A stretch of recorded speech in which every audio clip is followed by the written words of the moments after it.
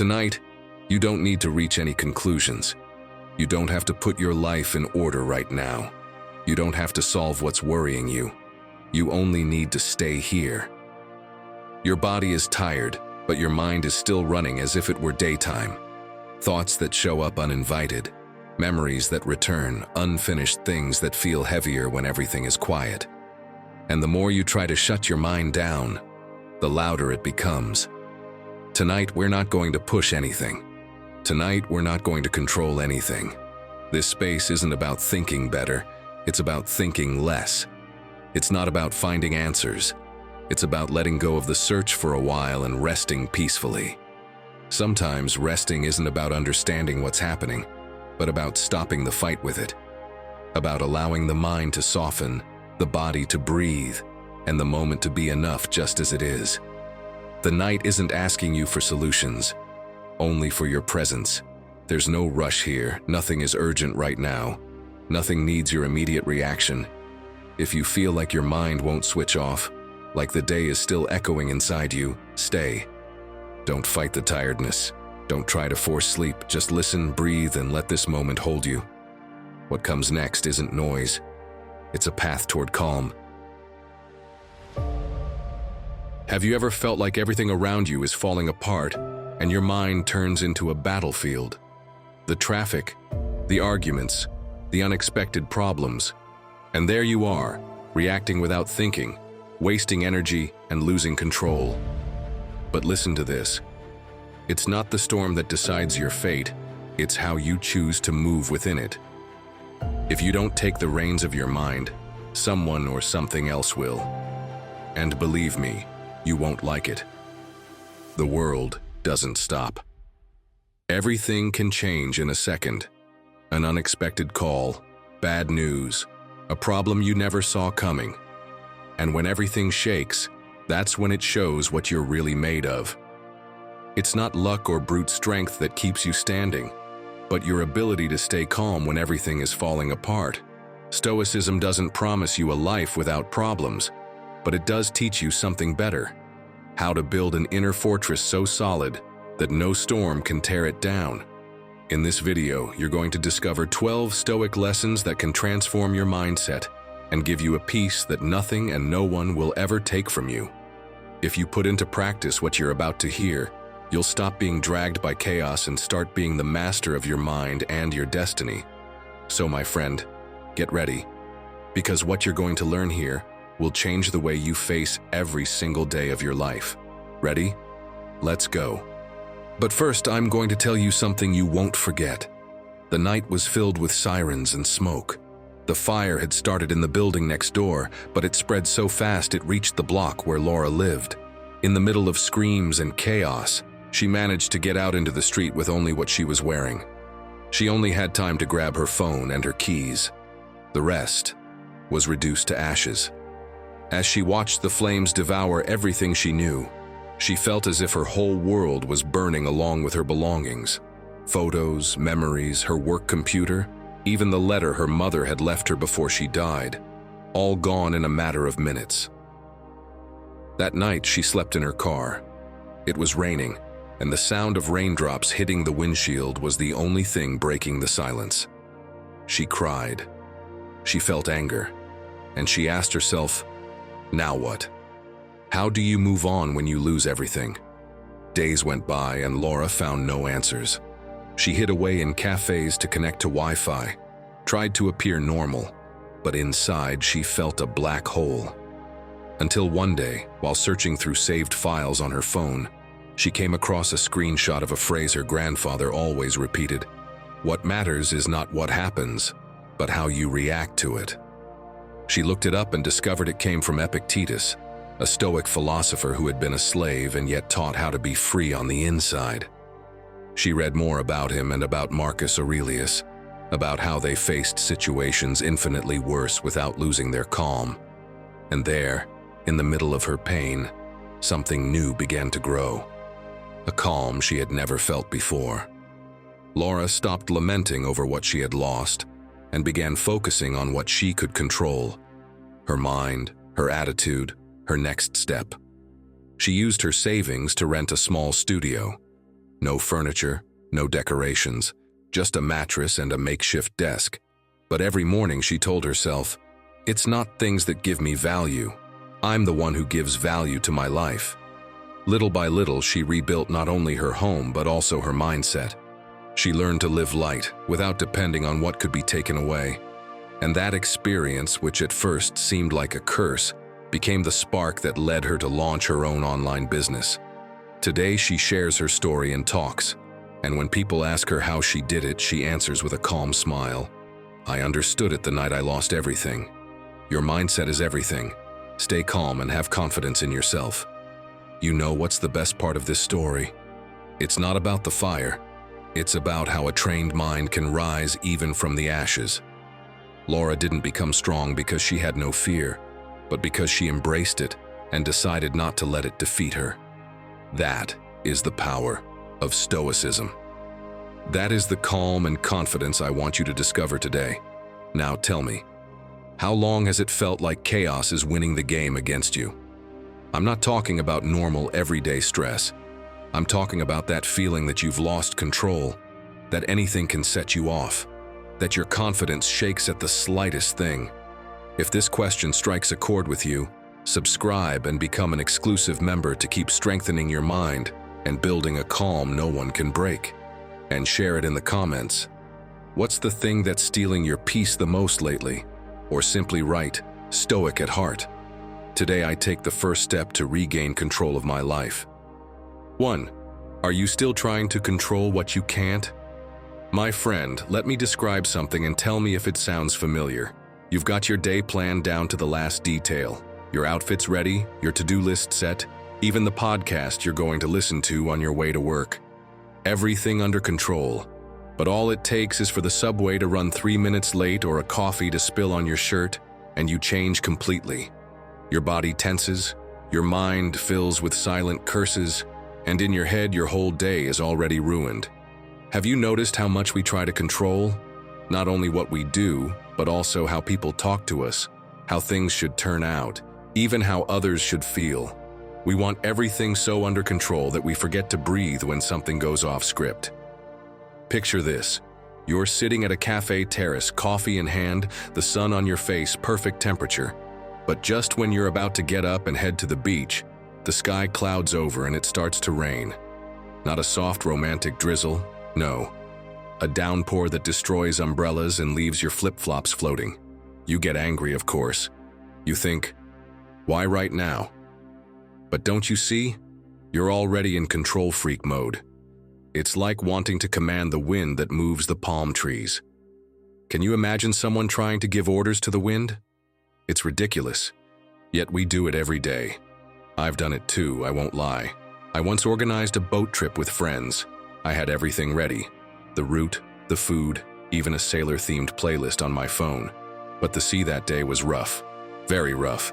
I started calling the company, asking if they could postpone it, move it, change the location. I spent the whole afternoon insisting, while the sky stayed gray and the water impossible. In the end, they canceled.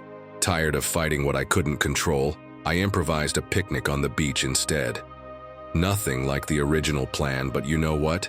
It turned out to be one of the best moments of that summer. That's when I understood something Epictetus repeated over and over. It wasn't the events that had me frustrated, it was my interpretation of them. That obsession with wanting things to go my way. He said, "It's not things that disturb us, but the opinions we have about things." He lived this truth daily.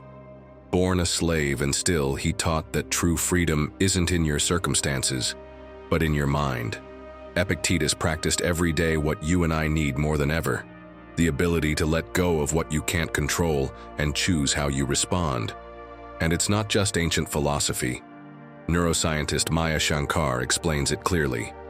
The secret isn't avoiding change, but adapting to it quickly. She had to rebuild her life after an injury ended her career as a professional violinist. What she proposes is developing cognitive adaptation, meaning training your mind to stay flexible so it doesn't break every time reality doesn't match your plans. Because, spoiler, it almost never does. And this isn't just for big tragedies or waiting until you're injured like she was. You can practice it in everyday life. For example, you plan to work out at 7, but the subway never comes. Traffic swallows your time, or you suddenly have to take care of someone. What do? You can spend the whole day cursing and feeling like a victim, or you can run around your neighborhood or do a quick routine in your living room. You keep the rhythm. You keep your center. That's the real muscle we want to train here. Keeping calm and confident so that nothing and no one can shake your mind. So tell me, are you ready to stop wasting energy on what you can't change and redirect it toward what does depend on you? First, try this. Once a week, write 2 columns. In one, what you can control. In the other, what you can't. For example, you can control your attitude, your diet, your rest, your effort. You can't control the weather, last-minute changes, or other people's decisions. That clarity changes everything. Second, when you start to feel frustration, pause. Breathe deeply, literally, and quietly remind yourself, it's not the event, it's my judgment. Use that phrase from Epictetus as an anchor. Third, always have a backup plan ready. Did plan A fall through? Don't slip into victim mode. Rearrange, act. Choose one action that does depend on you and keep moving. Because in the end, what separates the person who sinks in chaos from the one who stands firm is that ability to let go of the uncontrollable without losing direction. If you can't control the sea, why not learn to navigate it? Sometimes it's not about changing what happens, but about changing how you face it. Because, my friend, your mindset is everything. 2. Calm, the superpower no one uses. Has it ever happened that someone cuts you off in traffic and suddenly your whole body lights up as if they'd insulted you in public? Or someone sends you a message on WhatsApp and you instantly imagine the worst tone possible, complete with facial expression? And at home, someone leaves a towel out of place and suddenly you act like it's a personal offense. You know it. And the worst part is you realize it right after, when it's too late and you think, why did I react like that? The answer is simple, though not easy to accept, because your mindset still isn't strong enough, because you haven't learned to protect your calm as the most valuable thing you have. Now, listen to me. Did you know calm is like that free Wi-Fi you see everywhere but never connect to? It's there, ready to use, but you always choose the mobile data of drama, instant reactions, raised voices, and overwhelm. And all of that wears you down. Every time you lose your temper, you don't just lose energy, you also lose a little bit of your confidence. Because yes, keeping calm and trusting yourself is what allows you to face anything without letting it shake you. My friend, don't get it twisted. Calm is not the absence of emotion. It's knowing how to be in the middle of chaos without letting the chaos get inside you. It's like that worm curled up at the center of an apple. You can't see it from the outside, nobody notices it, but it's there, right at the core. Still, steady, centered. It doesn't draw attention, but it has everything under control. That's what calm is like. It goes unnoticed, but it's what holds everything together on the inside. Marcus Aurelius lived surrounded by wars, political betrayals, illness, and yet he found time to write lines like this: "Inner tranquility is a refuge in the midst of any storm." He couldn't stop the storms outside, but he built a place within himself where no one else had access. When everyone else was shouting, he thought. When everyone despaired, he wrote. And when everything seemed to collapse, he kept his gaze steady, because he understood that true power isn't in reacting fast, but in responding with serenity. That was his strength, and it can be yours too. Now picture this. You're in an online meeting and suddenly someone raises their voice. They interrupt you, contradict you, maybe even point at you with sarcasm. Your first impulse is to defend yourself, raise your tone, justify yourself, but you don't. Instead, you breathe. You lower your gaze slightly, connect with yourself, and answer with a short, clear, calm sentence. You're not giving in. You're leading. The other person stops, hesitates, maybe even lowers their tone. Because you've done something that disarms them. You didn't play their game. And that, in truth, is keeping control. That's when it shows that your mindset is firmly grounded. That's when it's clear that no matter what happens, you lose neither your calm nor your confidence. My friend, Next time you feel your chest pounding like a drum, try this. Close your eyes for 30 seconds and breathe with intention, not to escape the moment but to prepare your mind. Then, I challenge you to listen to a couple of minutes of calming music. Do you know Chad Lawson? I recommend his podcast, Calm It Down. In just 15 minutes, he blends soft music with simple breathing and mindfulness techniques. It's like hitting a reset button for your day. And if you're in the middle of a conversation or can't put your headphones on, do something even simpler. Repeat this phrase to yourself, like a pocket mantra. Calm first, reaction after. And no, this isn't about looking like a statue or hiding what you feel. It's about choosing with intention. From now on, calm will be your silent superpower. Because when you can stay steady on the inside, you trust yourself more, and nothing and no one can shake you. And that, without a doubt, is living with strength. 3. Don't let an emotion ruin your life. It's late. The clock says past 11, but you're still in front of the computer. Tired? In a bad mood. You know you should have finished hours ago, but a last-minute urgent task came up. Your partner calls from the other room telling you that's enough to close the laptop and pay attention to them. But you can't, or rather, you don't want to.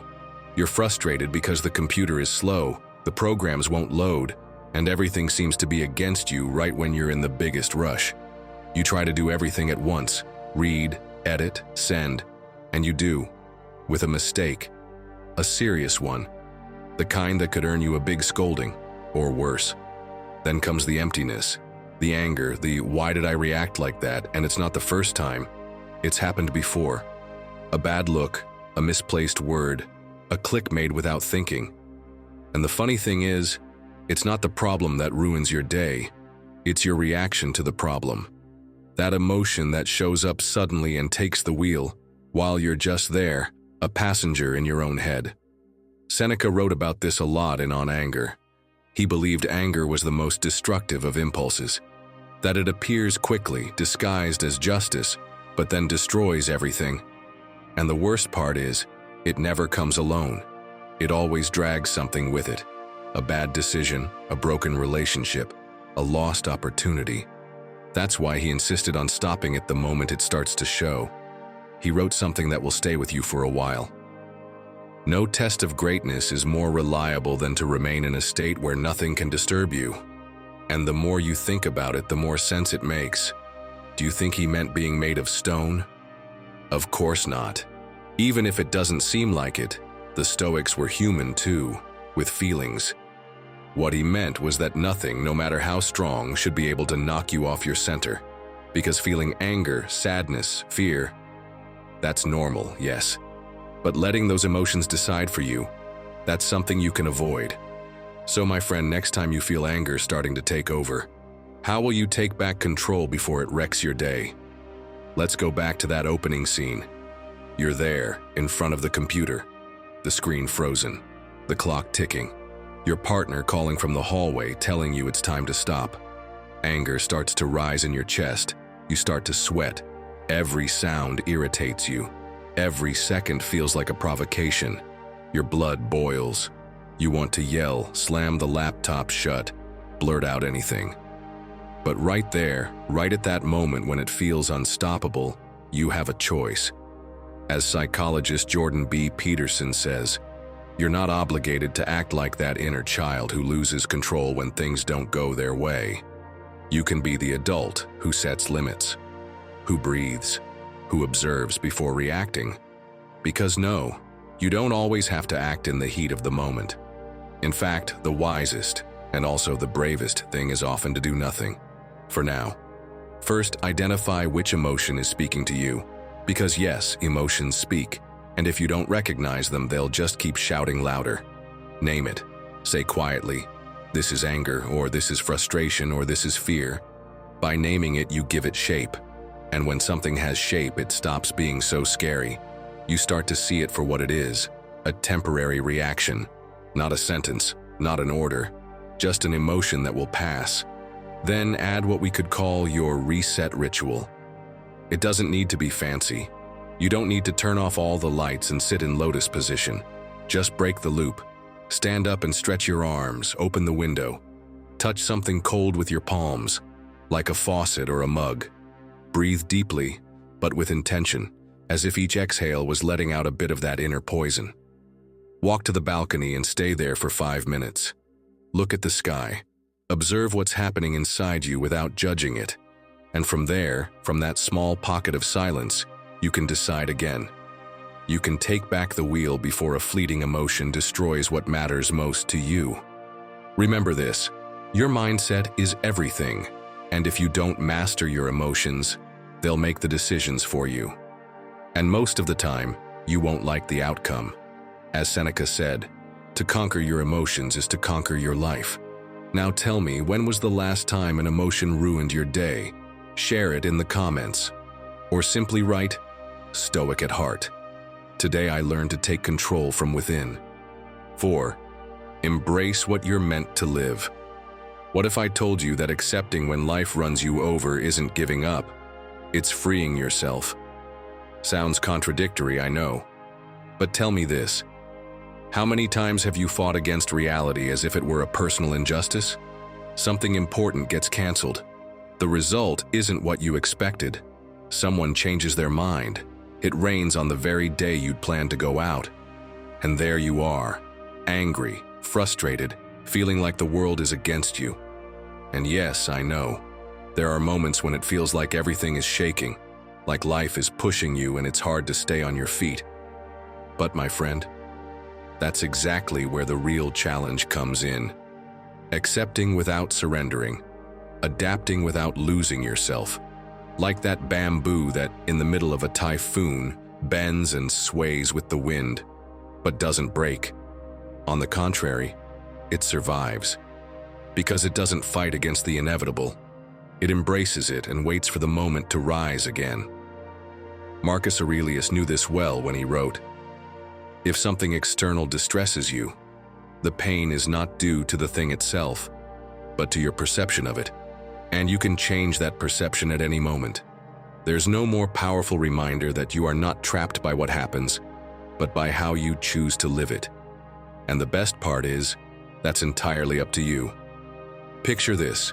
You get an unexpected email, you've been fired just like that, and your first thought is, this can't be happening, this is a nightmare. You freeze, your hands shake, you start mentally running through every bill, every plan, every commitment. Panic sets in. You want to find someone to blame, to understand why, but you can't. You're not in a state to think clearly. You've lost your calm, and with it, all your power. Because yes, when your mind loses order, everything else starts to fall apart. And that's exactly why I want to tell you the story of James Stockdale, a man who was a prisoner of war for years in Vietnam, subjected to torture, to the daily uncertainty of whether he'd ever see his family again. Do you know what kept him going? His decision to accept the situation without falling into victimhood, to not lose his dignity or inner strength, no matter how inhumane things got. He couldn't change what he had to live through, but he could change how he faced it. And that's what saved him. If he could do it in a prison cell, you can do it in an office, in a breakup, or in an unexpected change. So what can you do when everything starts shaking? Acceptance is not giving up. It's taking control from within. You don't need to understand everything or even like what happened. You just need to make room for it without fighting reality. Try this simple exercise. Every morning, as soon as you wake up, make a quick mental list. Something like, it might rain today, they could cancel that meeting. I might feel more tired than usual. This isn't pessimism. It's Stoic foresight. And then, for each one, imagine how you would respond without losing control. It's like preparing yourself emotionally so nothing catches you off guard. Then, every time something unexpected happens, quietly tell yourself, all right, this is what's here. Those 5 words are like a shield. They bring you back to the present. And from there, focus only on the next action that depends entirely on you. Was it canceled? What can I do now? Is everything delayed? How can I reorganize my day? That small step is what gives you back your control. And finally, notice how, by doing this, the weight you were carrying starts to feel lighter. Not because the situation changed, but because you're no longer fighting it. You're walking with it. And that, believe me, gives you a kind of freedom very few people know. Calm isn't about living in a world without problems. It's about having a mind that doesn't get shaken with every change. That's true strength. That's the mindset that keeps you steady when everything around you moves. Accepting what comes your way is not surrendering. It's taking back control from a deeper place. Because when your mind stays calm even in the storm, my friend, nothing can defeat you. And you? Are you ready to stop fighting and start living with more strength? 5. Turn the blows into fuel. Imagine you're out at sea. The waves keep coming one after another, pushing you back. You're exhausted, frustrated, feeling like you're not moving forward. But suddenly, instead of fighting them, you adapt to their rhythm. You use each impact as a push, and without realizing it, you're closer to shore. That's exactly how life's blows work. They can drown you, or they can propel you forward. It all depends on what you do with them. And before you say this sounds too idealistic, think for a moment. How many times have you gone through something tough that later made you stronger, clearer, more yourself? It wasn't pretty or easy, but it was fuel. And that's exactly what you need if you want to keep your calm and your confidence, even in the middle of chaos, so that nothing and no one can shake you inside. Seneca put it plainly in a powerful phrase: difficulties strengthen the mind as labor does the body. In other words, every blow you thought would break you in two was actually building your backbone.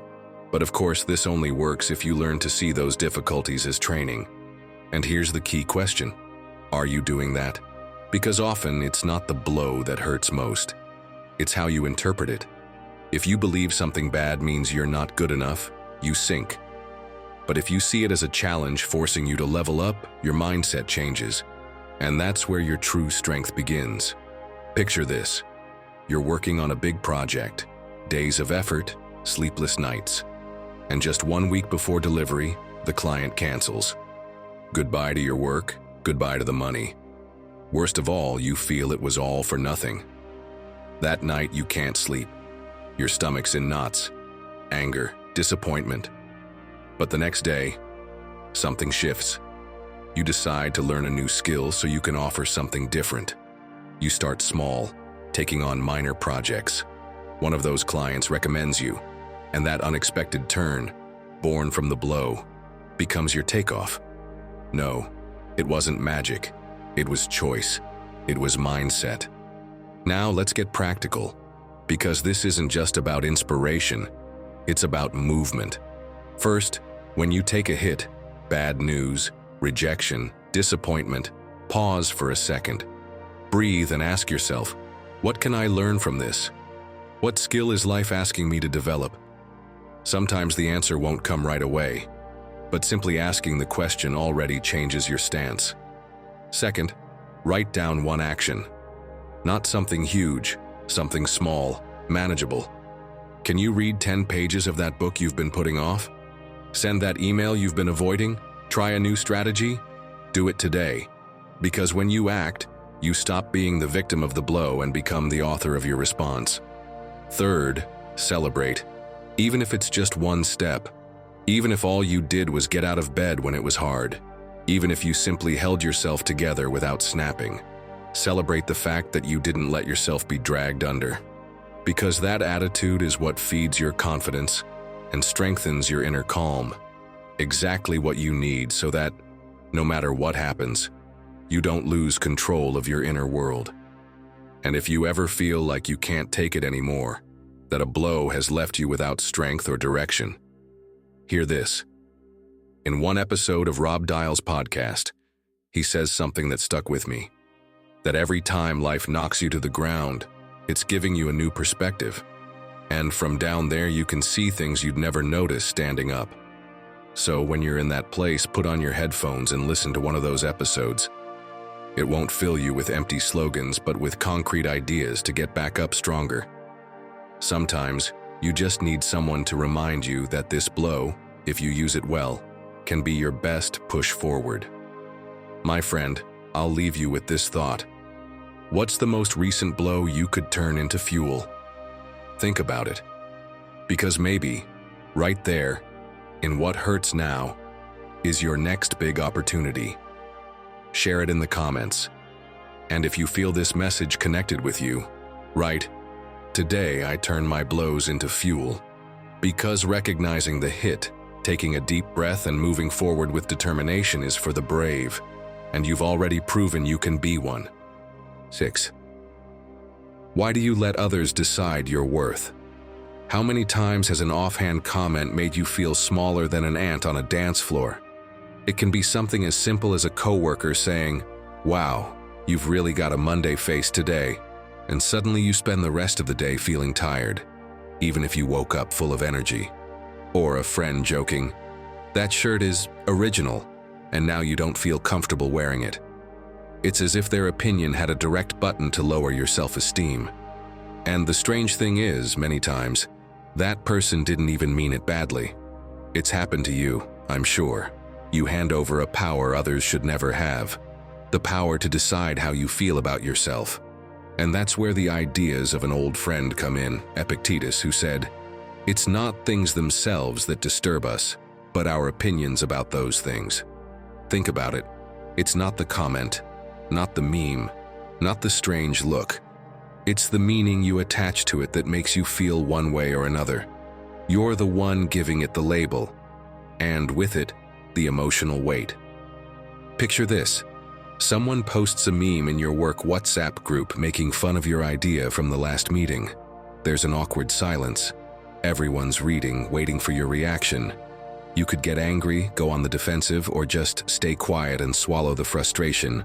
Or you could reply, "That's right. We'll try a different approach. Maybe we'll hit the jackpot with the next idea." You say it calmly, smiling.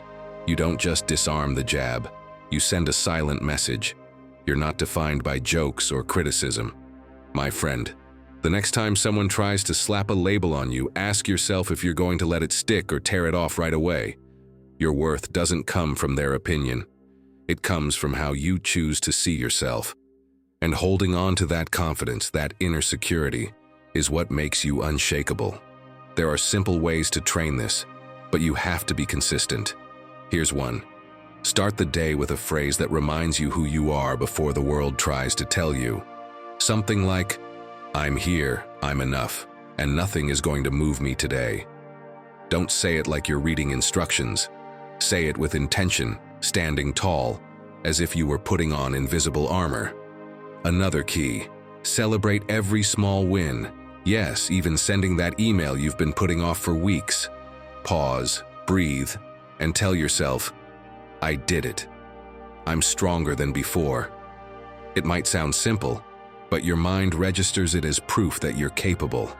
And proof collected day after day builds a foundation no one can tear down. Here's the most powerful part. Define your anchor beliefs. Write down those truths about yourself that won't change even if everything around you shakes. It could be, "I have the resources to move forward," or "My worth doesn't depend on anyone's applause." Do it before the storm hits, so that when the wind blows, you're not improvising who you are. Practice this one day, then two, then a week. And before you know it, you'll be moving through life with a calm and confidence that aren't up for negotiation. Comments will pass, jokes will pass, but you'll still be the same, steady and calm, like a rock in the middle of the waves. So tell me, are you going to keep letting others decide your worth? Or starting today, will you take the reins? If it's the latter, write it in the comments. Today, I decide my worth and no one changes it. 7. Do what's right, not what's easy. Picture this. You're sitting in a meeting. The air is tense. The boss asks an uncomfortable question and everyone looks around, waiting for someone else to speak. Suddenly, you see the perfect opportunity to drop a comment that would make a colleague look bad and make you look good. You can feel it right there, almost on the tip of your tongue. That quick impulse saying, "Do it, take the chance." But at the same time, another voice inside you reminds you, that's not who you are, that it's not worth betraying yourself for a moment of applause. You choose to stay silent or even defend that person. And here's the thing. In the end, you don't just earn respect, you also go home with the peace of having done the right thing. Tell me, how many times have you done what your impulses told you, only to regret it later? Probably more times than you'd like. It's like eating that whole pizza at 3 in the morning. Instant pleasure, guaranteed chaos the next day. And I'm not just talking about the indigestion. It happens with words we say, decisions we make, actions we know don't align with who we are. In the moment, it feels like a good idea, but afterward, they take away our peace. My friend, doing the right thing is like planting a tree. At first, you may not see results. It might even feel hard. But over time, that tree gives you shade, fruit, and a place you can always return to. Marcus Aurelius summed it up in a phrase that still hits hard. If it is not right, do not do it. If it is not true, do not say it. He didn't live in an easy world. He faced political pressures, wars, betrayals, but he understood that his real strength didn't come from winning every external battle, but from not losing the internal one. And that's the point. If you want nothing and no one to shake your mind, you have to trust yourself. And the best way to trust yourself is to know you always choose what's right, even when it's hard. This reminds me of Viktor Frankl, psychiatrist and Holocaust survivor. He lost everything: family, home, freedom. But he didn't lose his dignity. He said that even in the camps, there were two kinds of people: those who let circumstances dictate their behavior, and those who, even in the middle of horror, chose small acts of humanity, sharing a piece of bread, comforting another prisoner, refusing to steal clothes from someone weaker. Frankl said the last human freedom is to choose our attitude. And that choice, my friend, is what keeps you whole. Because when you do what's right, even if no one sees it, even if no one applauds, you send yourself a message: I can trust me.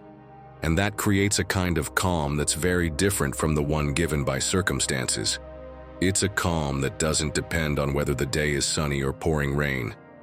It depends only on you.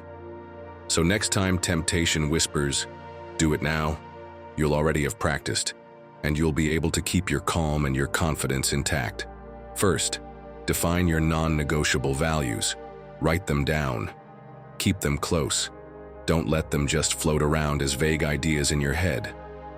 If you know that integrity, honesty, or loyalty are your foundation, it'll be much harder for a single situation to pull you off track. Then, when you feel that push to act quickly, count to 10. And don't do it like reciting a recipe. Use that time to picture how you'll feel afterward if you follow your values, and how you'll feel if you break them. That image will help you decide. Finally, acknowledge every time you choose what's right, even if it's uncomfortable. Yes, celebrate it. It can be a quick thought: I did it, I stayed true. That recognition strengthens your trust in yourself, and trust is the foundation of your calm. Doing what's right won't always give you the fastest way out, but it will always give you the most lasting peace. And that peace is worth more than any short-term victory. So if you face a hard decision today, remember, your calm and your confidence are not up for negotiation. 8. Train your mind every day. Be honest, how many hours do you dedicate to your body, and how many to your mind? You go to the gym, stretch, watch what you eat. But your mind, my friend, do you train it? Because if you don't be surprised when, in the moment you most need calm and confidence, it collapses like a sandcastle. Your mind is like a young, energetic dog. If you don't train it, it will run in every direction, pull at the leash, and tear up everything it finds. And no, it doesn't do it because it's bad. It does it because no one has taught it to focus, to stay still, to follow direction. The same goes for your thoughts. If you don't train them, they'll drag you exactly when you most need to control them. Picture this. You decide to meditate for 5 minutes. You sit down, breathe, and 30 seconds later, you're thinking about that email you need to send, what you're going to eat, whether you should reply to that message. That's your inner dog pulling on the leash. The next day, you try again. At 40 seconds, your mind slips away again. But little by little, without even realizing it, the day comes when you make it through the full 5 minutes anchored in your breath.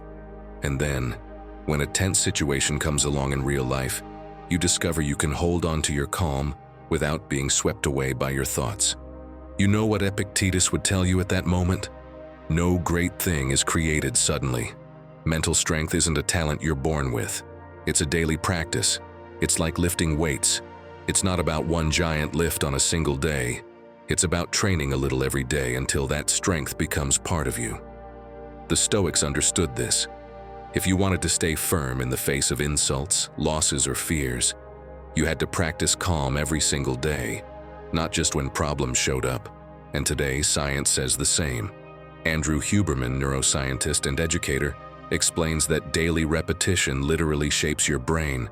Do you think your brain is like a stone that never changes? Not at all. It has an incredible ability to adapt and get stronger. And here's the interesting part. You don't need to spend hours training it. Small but consistent routines can make it more resilient. Just like your body needs movement to stay strong, your mind needs its own exercise if you want it to withstand any storm. Here's where you decide what training to give it. Start small. Each morning, read 2 pages of a book that inspires you. It doesn't matter if it's just 2.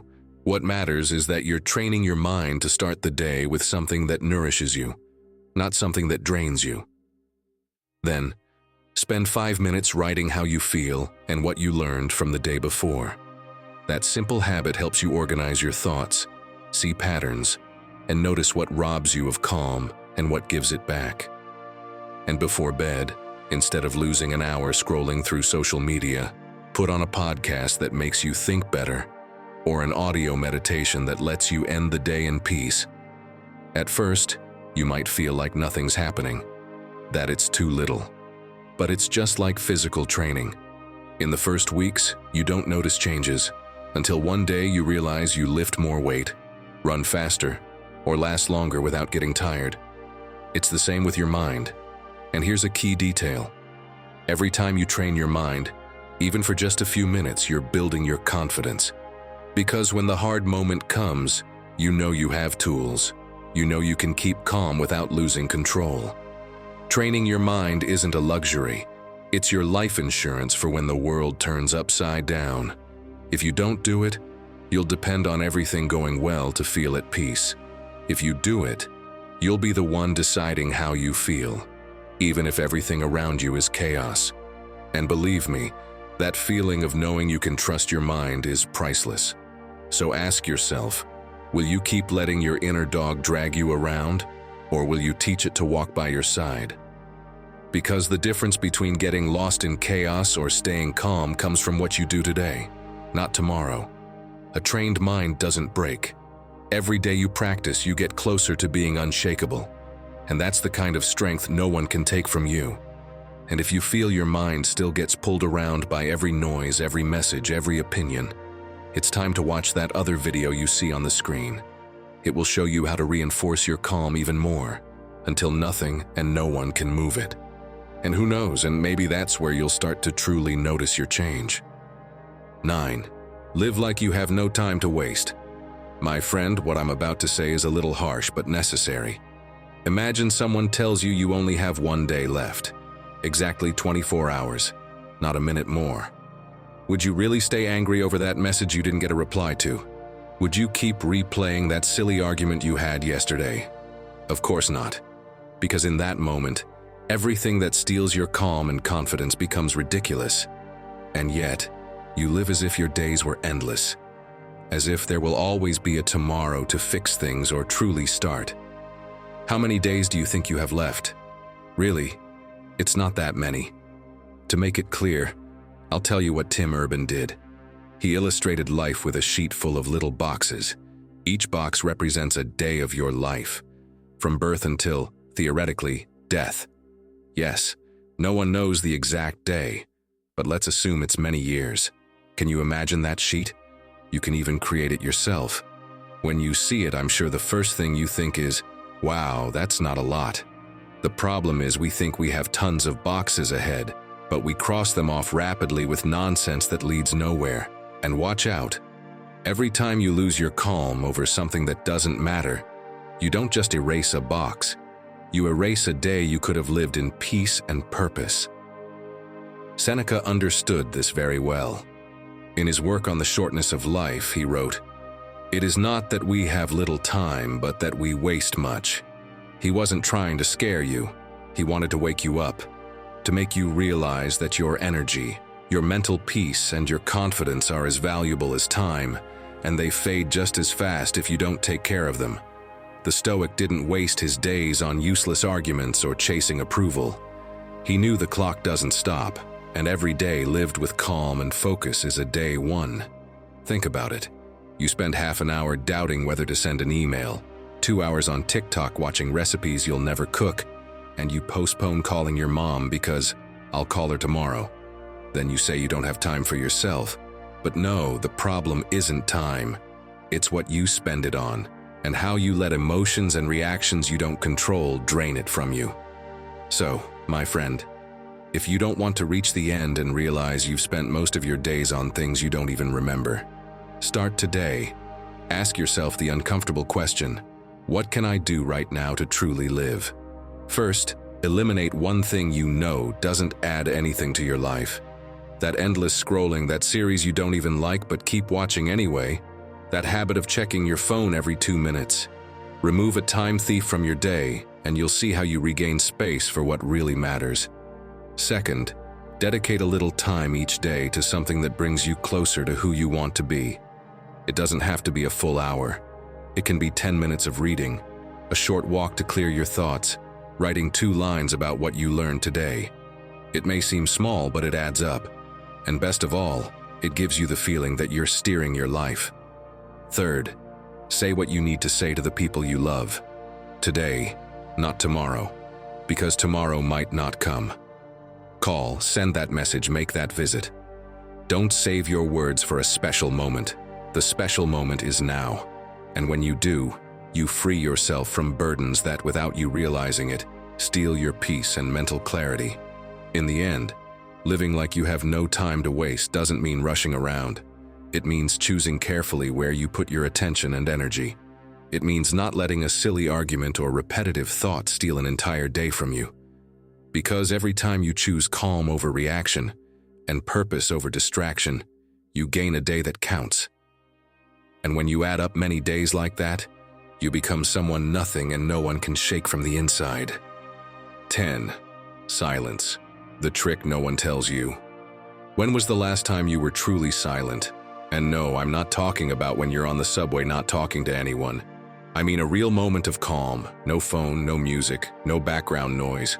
Just you, breathing, listening to the sound of your own thoughts. Can you remember? If you have to think hard, it's been too long. And the funny thing is, we don't realize how much the noise affects us until we turn it off. This will sound familiar. Saturday morning, you turn on the TV while checking social media, reply to a couple of messages, put on some music, and by 11, without having done anything really important, you already feel drained. Then you wonder why you're out of energy and your head is racing. The problem isn't the day, it's that you don't give your mind a moment to breathe. Imagine a glass of water. If you shake it non-stop, everything gets cloudy. You can't see the bottom, nothing is clear. But if you let it sit still, slowly, everything settles and the water clears up. Well, my friend, your mind works the same way. When you're surrounded by notifications, conversations, and constant noise, you can't see what's inside. Only when you stop can you see clearly what you really think and feel. Marcus Aurelius knew this well. In his meditations, he wrote something that, if you read it slowly, changes how you see everything. Men seek retreats for themselves, houses in the country, by the sea, in the mountains. You too desire these things with great force, but they are for the most common. It is within your power whenever you want to retire into yourself. He wasn't talking about physical escape, but about withdrawing to a more valuable place, your inner silence, that space where nothing and no one can disturb what you feel. And you know what? Modern science agrees. Cal Newport, author of Deep Work, explains that silence and digital disconnection aren't luxuries, but necessary conditions to think clearly. When you reduce noise, your brain stops reacting to every stimulus and starts generating its own ideas. And no, you don't need to go on a spiritual retreat. It's enough to decide to disconnect, even if just for a few minutes. Even the greats practice silence to maintain calm. Ryan Holiday has silence built into his routine like brushing his teeth. He spends hours working without interruptions. He's not checking his phone every 2 minutes or filling quiet moments with music or videos. He purposely seeks out those quiet times because he knows that's when his mind gets organized. And he calls it what it is, an act of power, choosing to be silent when everything around you screams for your attention. Next time your mind feels chaotic, trust me and try this. Start by turning off all notifications for half an hour. Don't look at your phone, don't play music. Just observe what's happening inside you. At first, it might feel uncomfortable. Your head will look for noise to fill the space. But that's exactly the sign you need it. Then, find a place where you can be alone. It doesn't matter if it's your room, an empty park, or even your parked car. Stay there a few minutes longer than you want. Because in that extra time is when your mind starts to settle, like the glass of water. And when it does, the calm you feel is different. It's not something that depends on everything being perfect outside. It comes from within. Silence, my friend, isn't the absence of sound. It's the presence of clarity. It's that moment when you take back control of what you think and feel. And when you learn to enter that space every day, even for a few minutes, you become harder to shake. Because while others react to every noise in the world, you decide when to open the door and when to close it. And that, believe me, is one of the purest ways to keep your calm and confidence intact.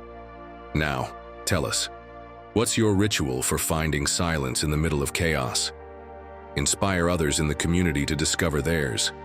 And if you don't have one, write in the comments. Today, I'll dedicate a few minutes to silence, and we'll see how we all start together. 11. Surround yourself with people who add, not subtract. Think about this for a moment. You're at work, and that colleague who always sees the negative starts their usual speech that nothing is worth it. You go for coffee with that friend who, every time you talk, reminds you of your mistakes and makes you feel like you'll never achieve anything.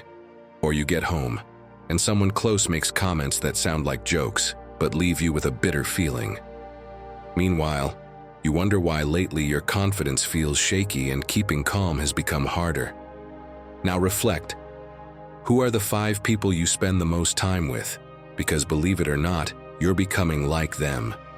It's like letting your phone charge with a broken cable. Instead of gaining energy, it drains you little by little. And you don't even notice until one day you have no battery left for anything. Seneca made it clear. Associate with those who can improve you. Whoever is with you is with you. It's not just a nice phrase. It's a warning. Your company shapes your character, your thoughts, and even your ability to stay strong when everything gets tough. I realized what Seneca said firsthand. There was a moment when I changed my habits, started caring for my mind, and sought growth. Then I looked around, and the pieces didn't fit. The 5 people I spent the most time with were like this. 2 undermined my confidence and made me feel small. Another complained about everything. One was so comfortable in their comfort zone that any change scared them. And the last one lived in eternal victimhood.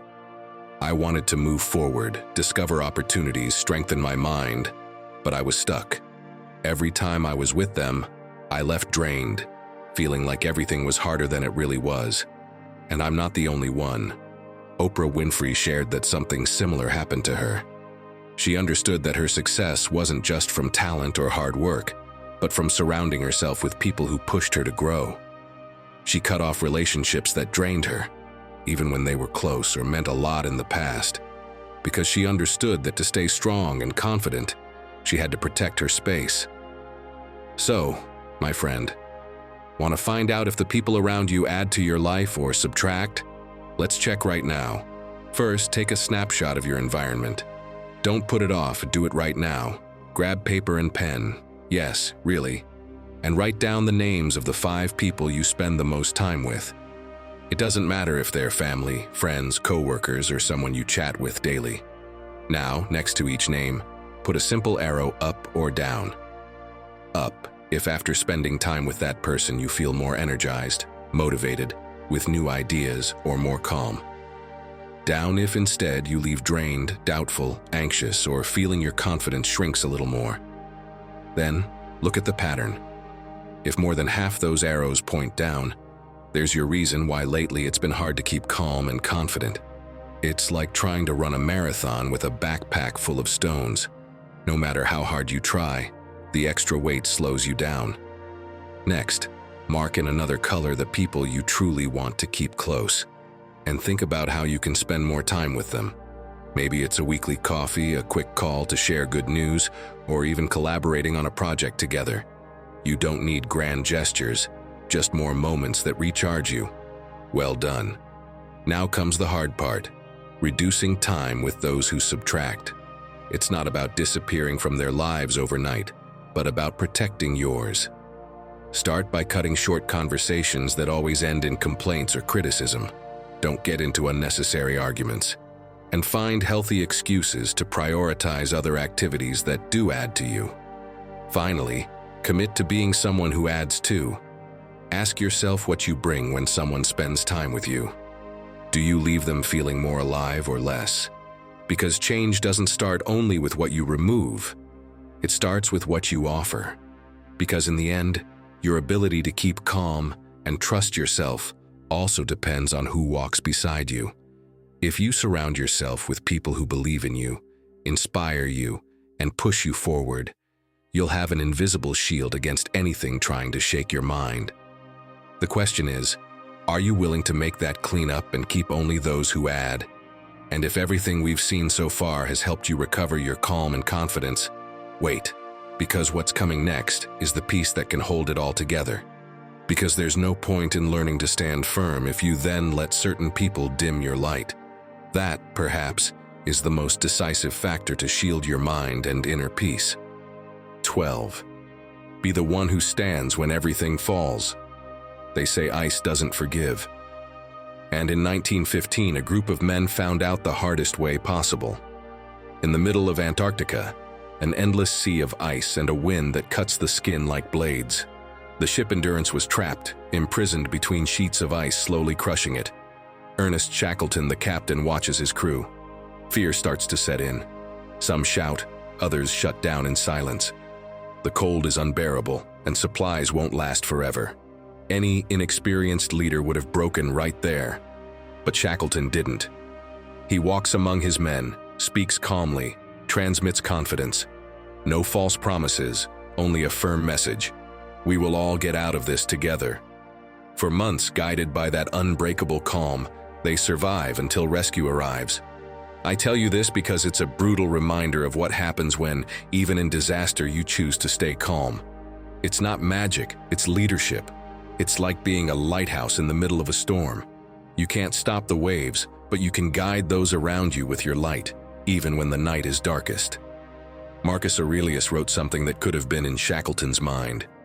Be like the cliff against which the waves continually break, but that stands firm and tames the fury of the surrounding water. See? He wasn't talking about coldness, but about a strength that doesn't get swept away by the current. True strength doesn't show on calm days, but in those moments when everything seems lost, and yet you remain standing. Now bring that to your life. Think about your work. A problem hits suddenly. An angry client, an impossible deadline, a call that changes everything. The rest start to run, raise their voices, panic mode kicks in. And you, what do?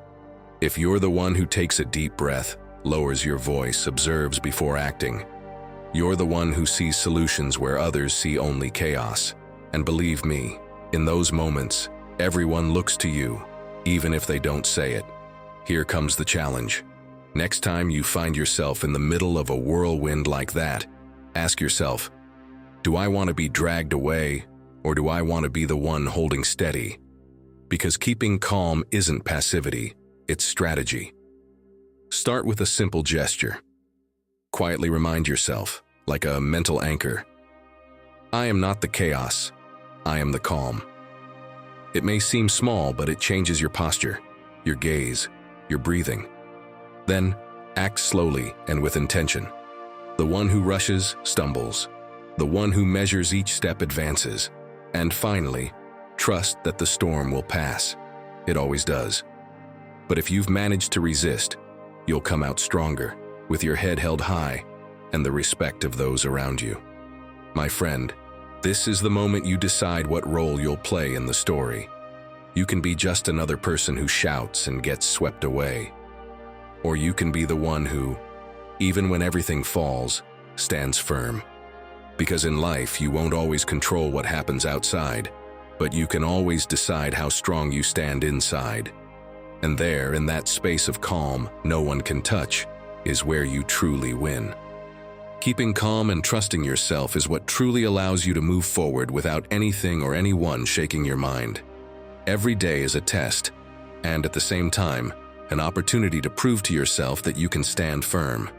It's not about the world becoming easier, but about you becoming strong enough to get through any storm. Because true strength isn't in avoiding the blows, it's in staying standing after you take them. If you've made it this far, write in the comments, "I stand firm even when everything shakes." And now that you've started to quiet the noise, there's something important you need to understand. Staying calm isn't just a temporary state, something that appears and disappears by luck. It's a skill. And like any skill, it must be trained. This is where many people fail. They think calm is passivity, when in reality it's preparation. They think it's about enduring, when it's really about knowing how to respond.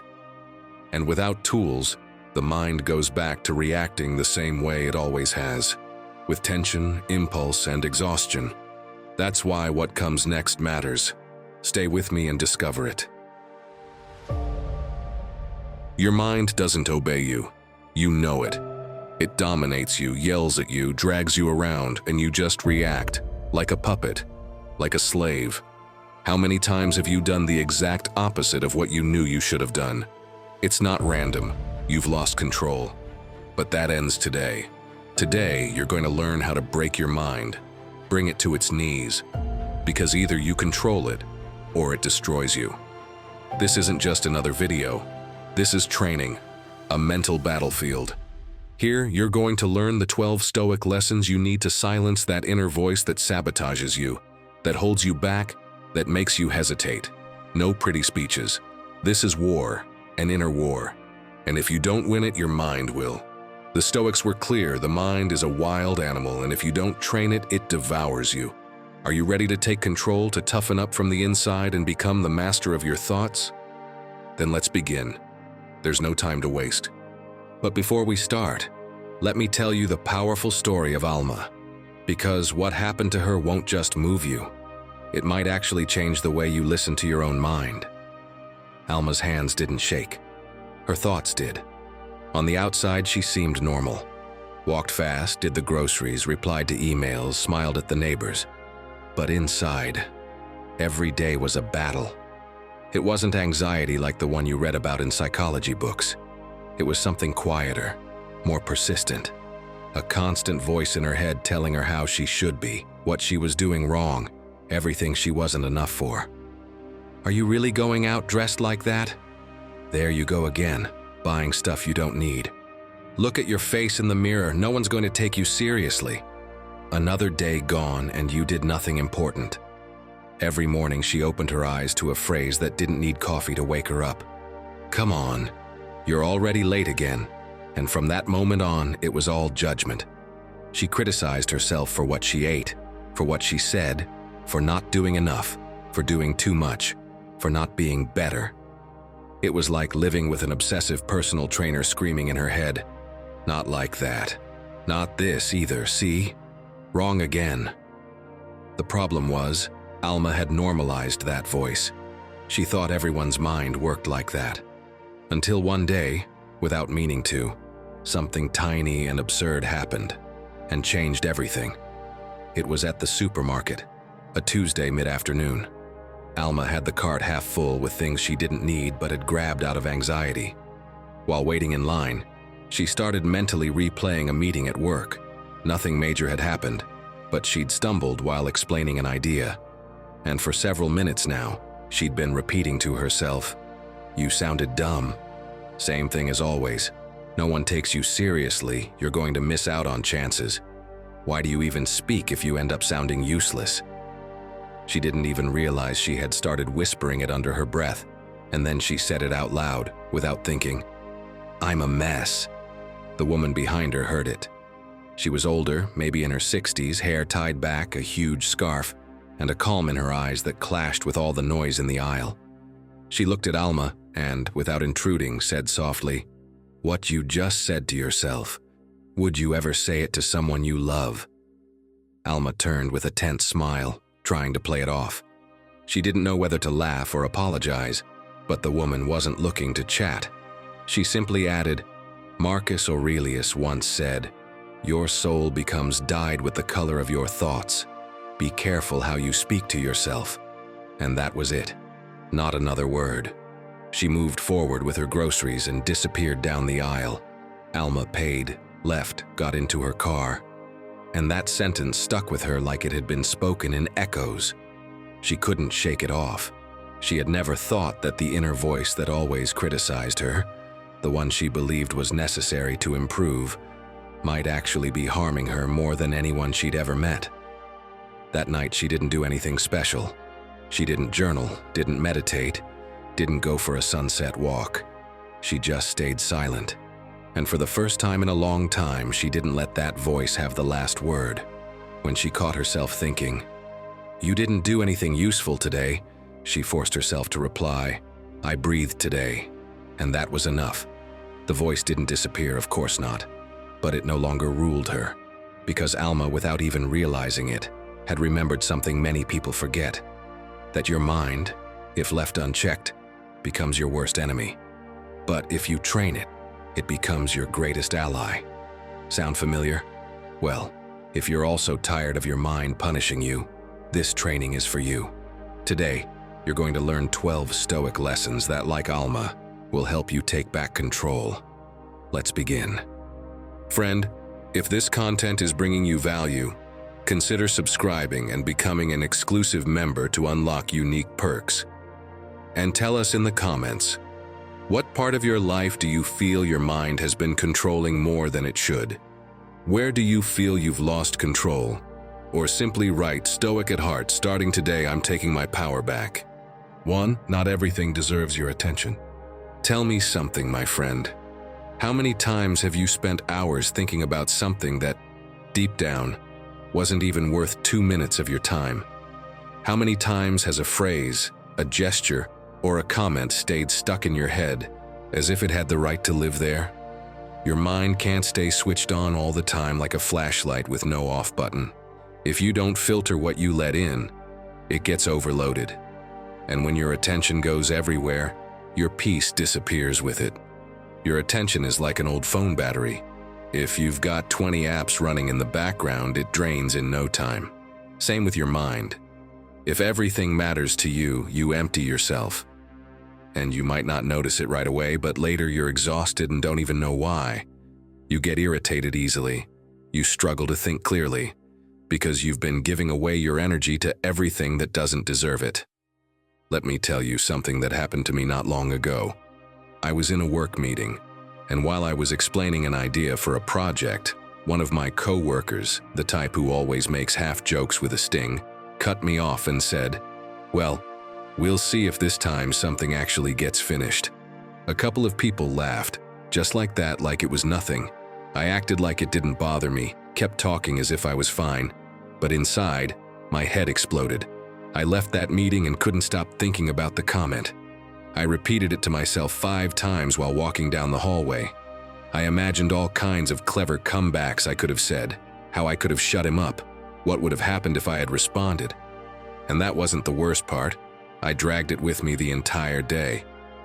I got home in a bad mood. People talked to me and I gave one-word answers. I made dinner and couldn't even remember what I was doing. I was physically there, but my mind was still stuck on that 5-second comment.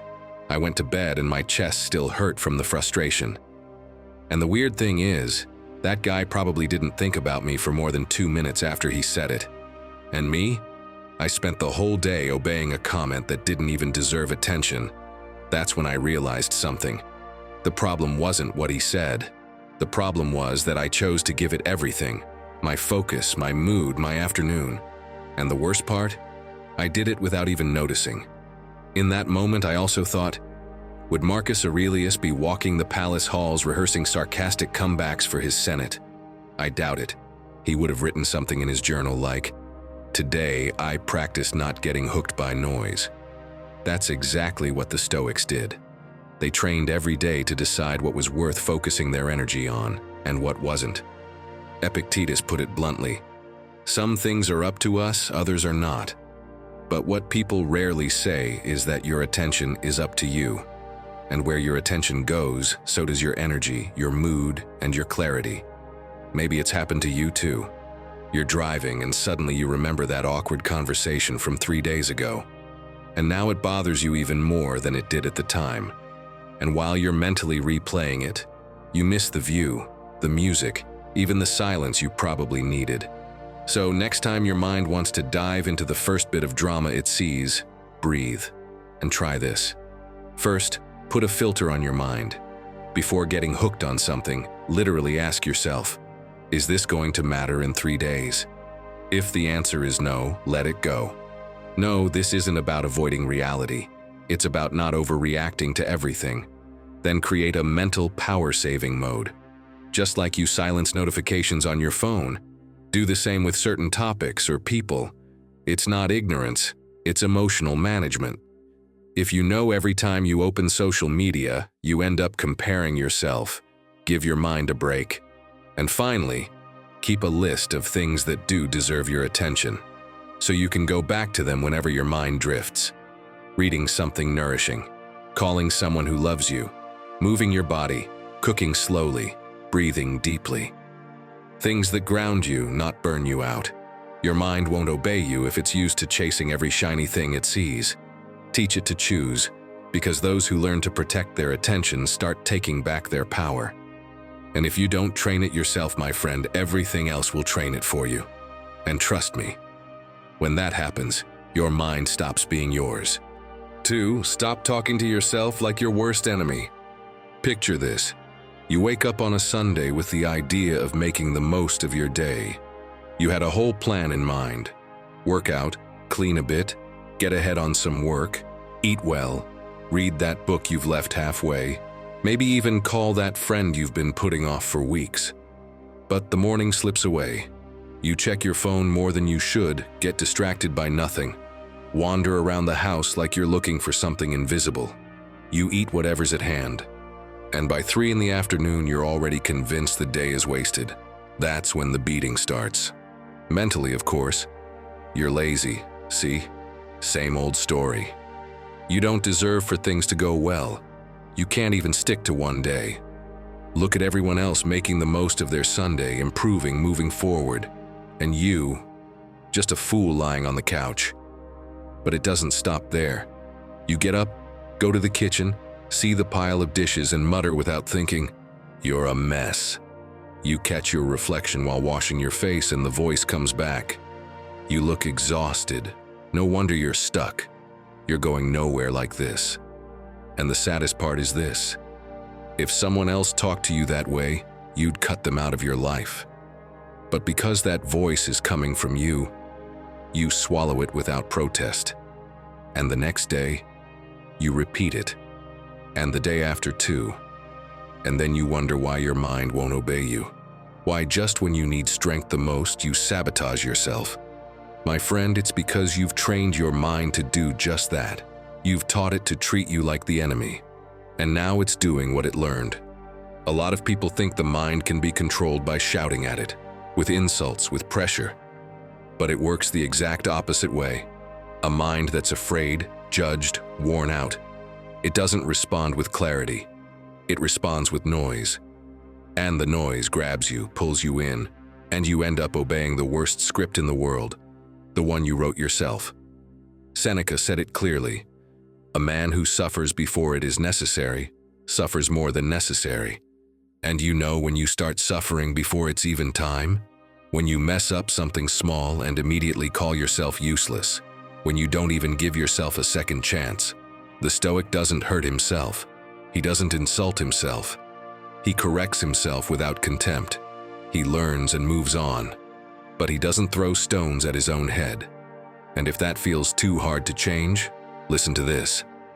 Ethan Kross, a psychologist from the University of Michigan and author of the book Chatter, found something really interesting. When you use your own name to talk to yourself, it lowers the emotional load of what you're going through. Instead of saying, "I'm a mess," you say, "Luis, you've been through worse." And suddenly it's like you've stepped out of the drama and into coach mode. It's not magic, it's mental direction. And you? What can you do when your mind starts treating you like you're the enemy? One thing that really helps is naming that critical voice. Call it the judge, the bitter ant, the inner ogre, whatever you want. Giving it a name takes away some of its power. Then, change the tone. Instead of saying, "I screwed up," say, "This is part of the process." It might feel fake at first, but your mind will adjust. It learns from the tone you use. And if nothing works because the loop is too strong, move. Literally. Get up, leave the room, stretch, do something physical. Sometimes your body has to move what your mind doesn't know how to release. In the end, if you want your mind to obey you, you have to teach it to respect you. You can't build a strong mind if you're living under your own shouting. So start changing the dialogue today, because the more you become your own ally, the less power that old voice will have to tear you down. And now tell me in the comments, what's the phrase you punish yourself with the most when you feel like you've failed?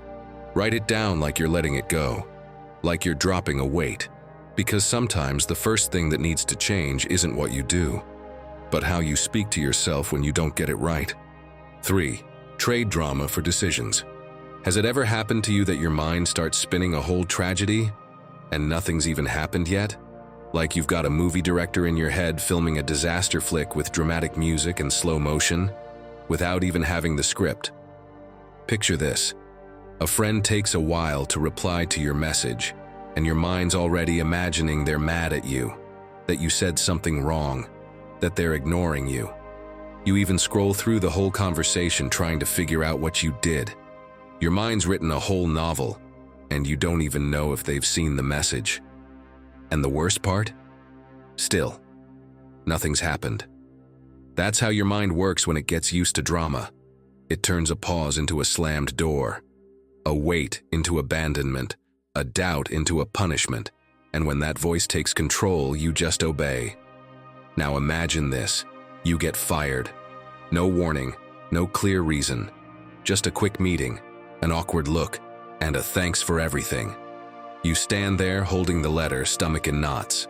You walk outside and everything looks grayer. You get home, throw yourself on the couch and sit in silence. The thoughts start. This isn't fair, it's always the same. I did everything right and they still kicked me out. What more does life want from me? And you can stay like that for hours, even days. Because when it hurts, the first thing that shows up is emotion, not reason. But my friend, if you want your mind to respect you, you have to teach it to stand up before the drama takes over. Because that's the trap. Drama gives you the illusion of movement, of facing things, when in reality you're just going in circles. What truly transforms your mind isn't getting stuck in the story, it's turning the story into action, into clarity, into decision. Picture a pilot mid-flight. Suddenly one of the engines starts failing. What does he do? Does he start yelling, "Why me, today of all days, after all the work I've done to get here?" No, because he knows there's no time for that. He opens the manual, checks the instruments, communicates the situation, assesses routes. Every second counts. Drama would crash the plane. Decisions keep it flying. Your life works the same way. When something breaks, what you do in the first few moments makes all the difference. You can stay stuck in what went wrong, or you can ask what you're going to do now. That's where Stoicism comes in. Marcus Aurelius summed it up in one line that should be tattooed in your mind. Don't get lost in what's beyond your control, focus on what is. And it makes perfect sense. Because if you think about it, can you control the fact that you were fired? No, it's already done. Can you control that your boss chose someone else? Nope. Can you even control the pain that hits you right away? Hardly. But you can control what you do today. You can choose whether to keep reliving the drama or start taking action, even if it's something small. So, when your mind starts turning everything into a disaster, switch the script. Try this. First, catch the moment you're asking, "Why me?" and answer, "That already happened. What can I do now with what I have?" Write it down if you need to. Saying it out loud helps too. Your brain needs to hear you break the loop. Next, take one small action that same day. You don't need to overhaul your whole life. Just move. Update your resume. Call someone who might help. Go for a walk while thinking about new options. A moving body pulls the mind forward. And finally, every time your mind wants to return to the drama like it's your favorite show, repeat this quote from Marcus Aurelius like an anchor. Life doesn't take things from you. It frees you. Not to sound pretty, but to remind yourself that your hands are now free to build something else. And act from that place. The difference between a mind that drags you and one that obeys you isn't about avoiding problems. It's about how you decide to move forward right after the blow. Because when you turn every fall into a choice, your mind stops running the show and starts following your lead. 4. Stop arguing just to be right. Come on, be honest. How many times have you kept replaying a conversation in your head hours after it ended? Not because it was important, but because you felt like you didn't say what you should have said, or because the other person got the last word, or deep down, you just weren't understood. So there you are, already in bed, reimagining the whole scene like you're writing the perfect movie script, but only in your head. That's how a 5-minute chat turns into a chain of thoughts that ruins your day. And no, it wasn't about the topic. It was about your need to be right, to win an argument that doesn't even exist anymore. Ryan Holiday, author of Ego is the Enemy, figured this out himself. After years of getting into arguments over everything, he realized that most of the time it wasn't even about the issue. It was about needing the last word. He shared that one of the biggest changes in his life came when he learned to let go of that impulse. From then on, instead of thinking, "I'm right," he started asking, "Do I want to be right, or do I want to be at peace?" And from that place, a lot of conversations stopped being battles and started becoming bridges. Because when you choose peace over ego, it's not pride and control anymore, it's your mind. And this time, it's on your side. And in case you're wondering, yes, the Stoics understood this more than 2,000 years ago. If you're struggling to stop your mind from dragging you into every argument, imagine Seneca stewing over a domestic dispute. Impossible. He wouldn't have let his mind make decisions for him. And if he ever had an argument with his partner, it probably went like this. She says, "You never listen to me." And he calmly replies, "You're right." Then, without raising his voice, he walks out to the balcony, writes in his journal, "Today I defeated ego with an act of love," and makes himself some herbal tea. Because as he himself said, it's better to win with silence than with words. Not because he's giving up, but because he knows that a mind that obeys doesn't follow pride. It focuses on what truly matters: peace. Now let's bring it home. You're at home trying to enjoy a quiet moment. Your mom calls to check in and drops that same comment she's made 1,000 times. Why don't you find something more stable? You're always changing your mind. You need to grow up already. You breathe. You think, let it go. But then inside the ego flares up. Who is she to say that? I'm so sick of not being understood. And you end up firing off the reply that lights the whole thing up. You don't get anything. Boom. And here we go again. Tension, anger, distance. A battle you didn't want, but your mind already had it queued up. What for, my friend? Did you really want to solve something? Or were you just fighting for that little piece of pride that wants to feel superior, even if just for a second? Because here's the thing. If you don't learn to stop arguing just to be right, Your mind turns into a non-stop war machine, and then you wonder why you can't find peace. So what can you do? First, step out physically if you feel you're about to say something that won't help. Take a walk. Change the setting. Don't let your mouth move faster than you're calm. Second, use a phrase that deactivates the conflict. Something like, "Let's talk about it later when we're both calmer." It's not running away, it's stopping a fire before it starts. And third, if you're already in the middle of it, end it with dignity. Saying, "I see your point," isn't giving in. It's choosing not to turn every disagreement into a battlefield. Mastering your mind doesn't always mean speaking louder. Sometimes it means knowing when to stay quiet, because a mind that respects itself doesn't need to be right all the time. It needs direction. And if you learn to choose your battles, your mind will start following you instead of dragging you around. Now tell us in the comments, do you have a trick to step out of an argument in time? A phrase, a tactic that's worked for you? Share it. Someone else might need it. Maybe today, thanks to you, another mind will start finding peace too. 5. Every problem is your mental gym. Picture this: an obstacle course. The track is full of hurdles, puddles, ropes, walls, and muddy stretches. And there you are, laces tied tight and heart pounding. First obstacle: a slippery rope you have to climb with everyone watching. Second, a mud pit you have to dive into head first. Third, a wall so high you don't even know how you'll get over it. One after another. No time to complain or ask why there are so many obstacles in a row. All you can do is take a deep breath, adjust your pace, and keep going. You know what that is? Just another ordinary day in your life. Because yes, my friend, every day brings its obstacles, and they're not here to annoy you. They're here to train you. Every discomfort is a slippery rope.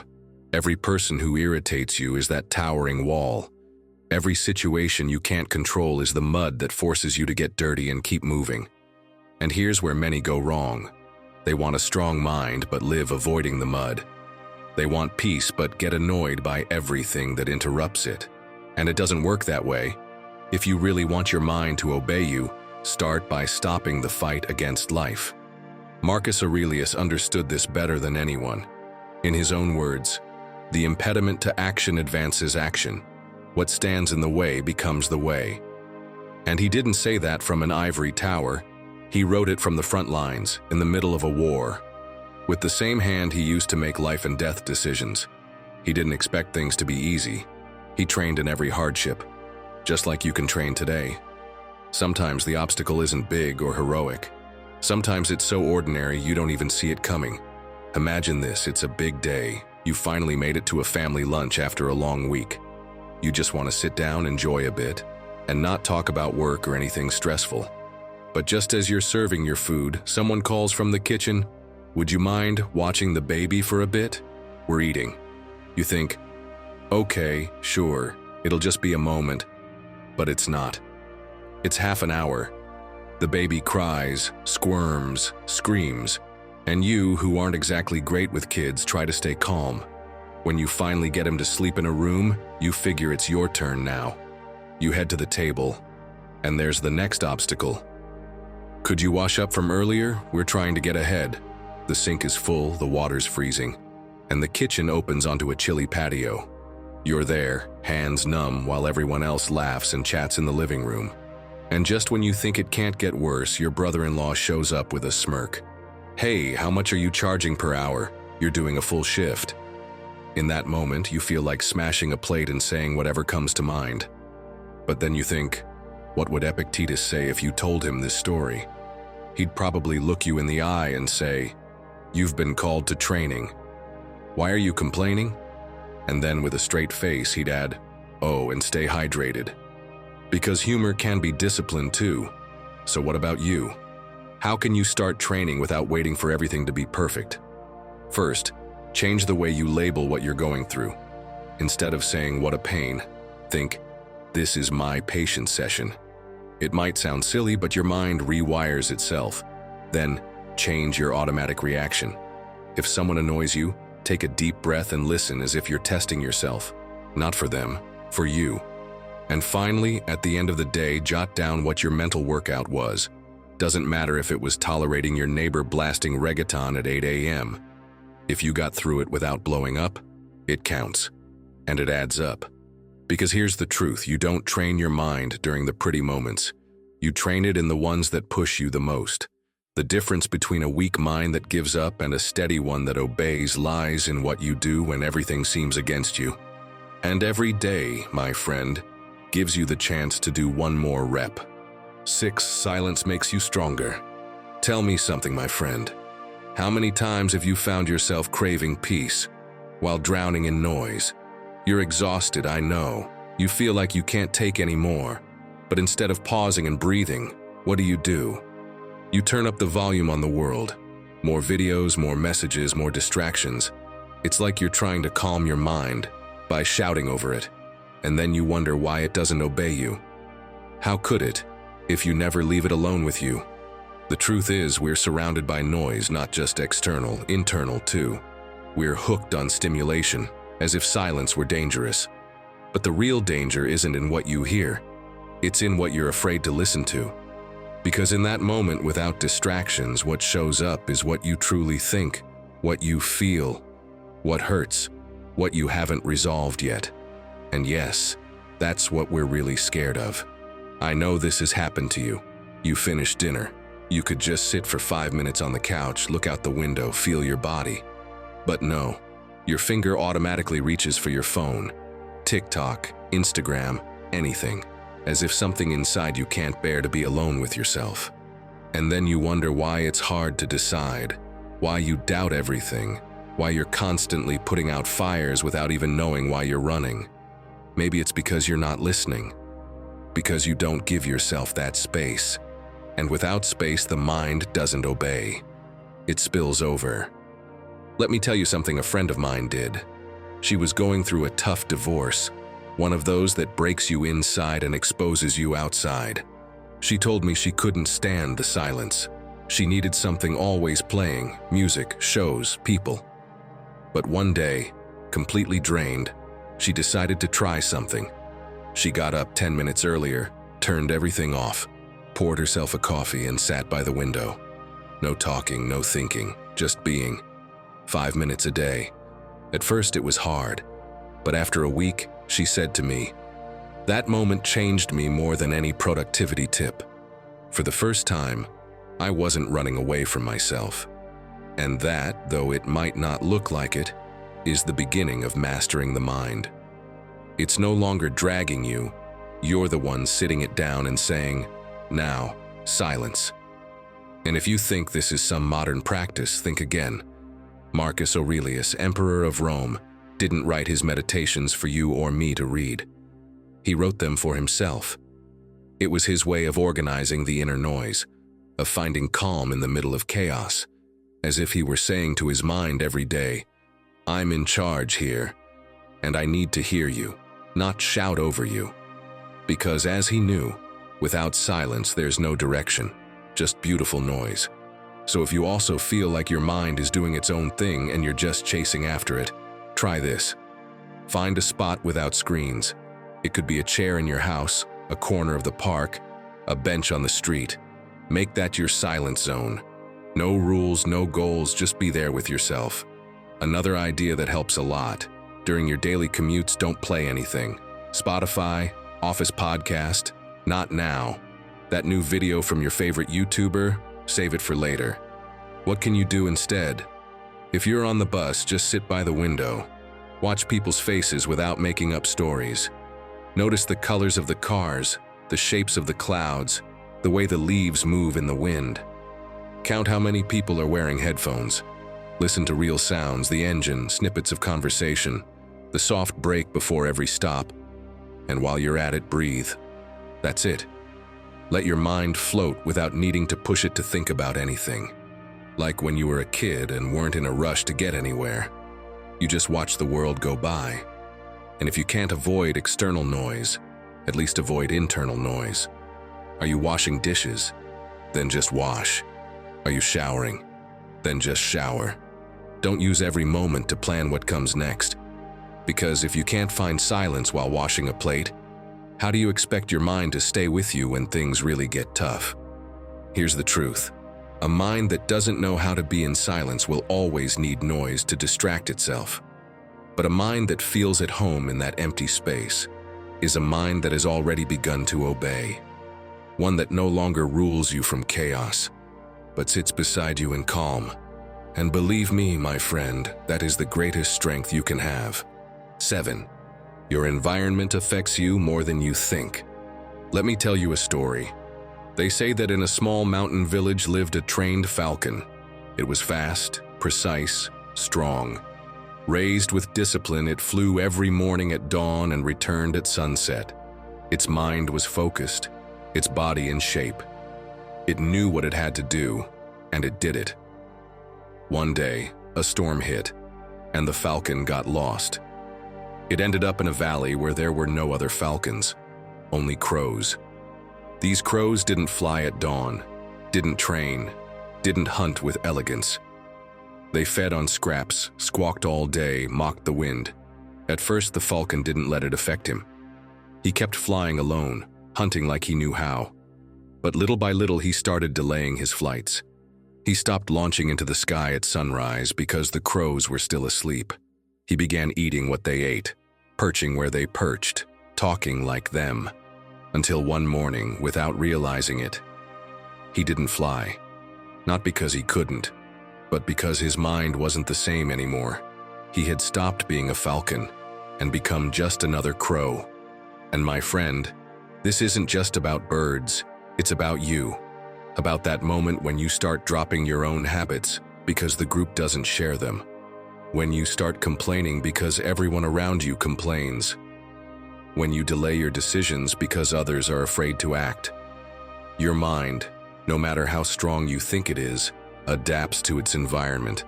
And if that environment is chaotic, toxic, or full of noise, soon your head will be too. Epictetus saw it clearly. Avoid associating with those who do not uplift your spirit, for without realizing it, you will lower yourself to their level. And he was right. Because mastering your mind isn't just about willpower, it's also about who you listen to, who you spend time with, and what you consume every day. And if lately you've been feeling dull, unmotivated, unable to do something for yourself, stop for a second. Picture this. It's Saturday, you plan to wake up early, go for a walk, start that book, or finally record your content. But your friends text the usual. Beers and laughs tonight, you coming or staying spiritual again? You laugh, but something inside you tightens. Because you know if you go, you'll end up having the same old conversations, sleeping late, eating what you didn't want and waking up drained. And still, you go. Why? Because your environment pulls harder than your decisions. Because your mind still doesn't obey you. And you obey the noise around you. Now, this isn't about isolating yourself from the world. It's about clarity. One thing you can try is to analyze your last 3 interactions each day. Literally. At the end of the day, ask yourself, after talking to this person, did I feel lighter or heavier? You can mark a happy ray if you felt good, motivated, inspired, or a dull one if you felt drained. In just a few days, you'll clearly see who adds to you and who takes from you. And don't forget, energy needs managing too. And if you know someone who always brings your peace down every time they talk to you, you can set boundaries, not with confrontation, but with presence. Something as simple as, I care about what you're saying, but I'm not in the space for that right now. Or just step away for a bit and come back when you're more centered. No, that's not being selfish. That's choosing who gets to feed your mind and who doesn't. Because in the end, your mind can only obey you if you choose which voices you allow near it. Just like the falcon, who never lost his wings, he just left them still for too long. Don't let that happen to you. Next time you feel your environment shaping your thinking, remember you are the falcon, and the flight starts within you. And you, have you noticed there are people who affect how your mind works? Who drain your drive, your decisions, or your peace? Write it down and start taking control from there. 8. What upsets you today will make you laugh tomorrow. Come on, my friend, practice your laugh. Ha ha ha. Even if it's forced. even if it sounds more like a growl than a chuckle. Think about the last time you got completely worked up. I don't know, maybe because you couldn't find your favorite shirt before going out. Because they put onions in your sandwich when you asked for none. Because someone took 5 seconds too long to reply to your message. Remember that? I'm sure you do. And now tell me, does it still seem serious? Or just a bit ridiculous? If you still can't laugh about it, my friend, there's a problem. Your mind is still running the show. And as long as that's the case, it will be the one deciding your mood, your day, even your choices. Want to meet someone who learned to laugh at his biggest mistakes? Louis Raymond Taylor, a former criminal who now speaks at motivational events around the world, learned it the hard way. On the podcast, Turning Adversity into Advantage, he doesn't tell his story like a victim. No, he dives into it like a dark comedy. One time, he shared that while trying to escape the police, he ended up hiding in a dumpster. There I was, surrounded by banana peels and a pizza box stuck to my shoulder, thinking, "Louis, you're killing it in life, huh?" The audience burst into laughter, and that changed everything. Because instead of feeling shame or guilt, what he felt was relief. He realized that by changing the story, he was also changing the weight it carried in his mind. He started taking back the power he'd given away to fear, anger, and the past. As he later said, "At the time it was horrible. But now, if I can't laugh, what have I learned?" Since then, every one of his talks includes at least one painful scene turned into comedy. Not to make light of it, but to show that the pain doesn't own him anymore. That now he controls the narrative. Because if you can laugh at something that once crushed you, then it no longer has power over you. And that, my friend, isn't weakness. It's one of the bravest ways to master your mind. That's exactly what Stoicism teaches us.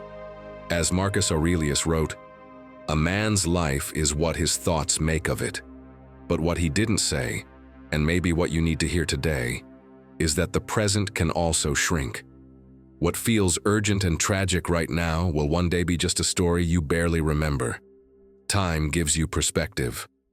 But if you train your mind, you can beat time to it. Has something like this ever happened to you? Imagine this. You go to the barber, sit down relaxed, ask for a small trim, and come out looking like a freshly mowed lawn. Panic. You check the car mirror, shop windows, even the microwave reflection if needed.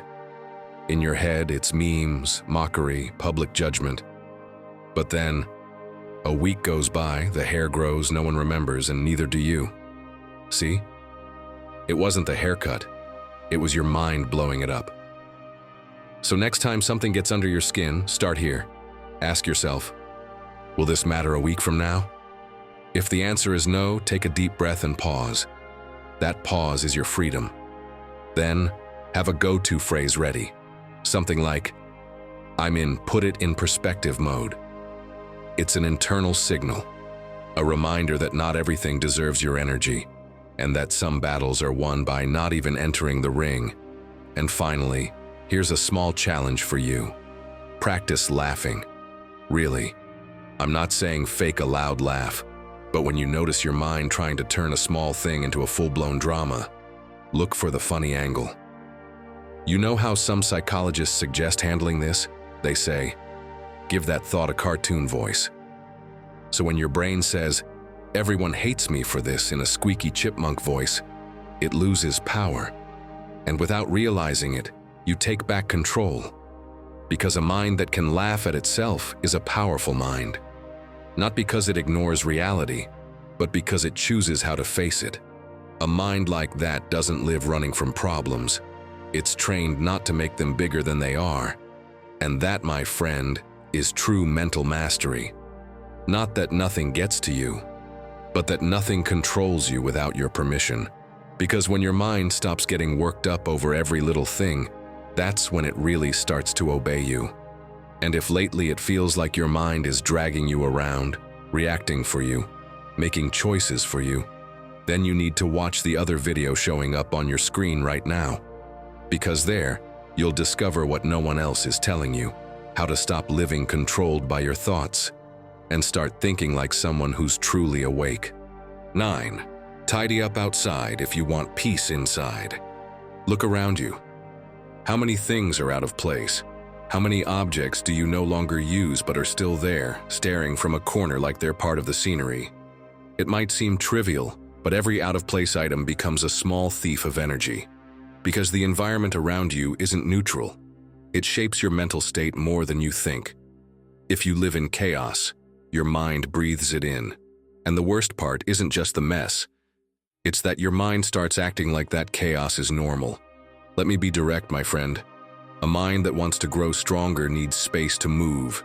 It can't focus if, every time it enters a room, it has to dodge piles of clothes, tangled cables, and stacks of paper. And no, I'm not talking about living in a Pinterest-perfect home. I'm talking about having a space that doesn't sabotage you every time you try to think clearly. Because if your surroundings send out noise, your mind will catch it and believe it. And suddenly you're not in charge anymore. It's your mind shouting back, "We're overwhelmed." Sound familiar? You go looking for socks and find a drawer full of old clothes, candy wrappers, and a 3-month-old receipt.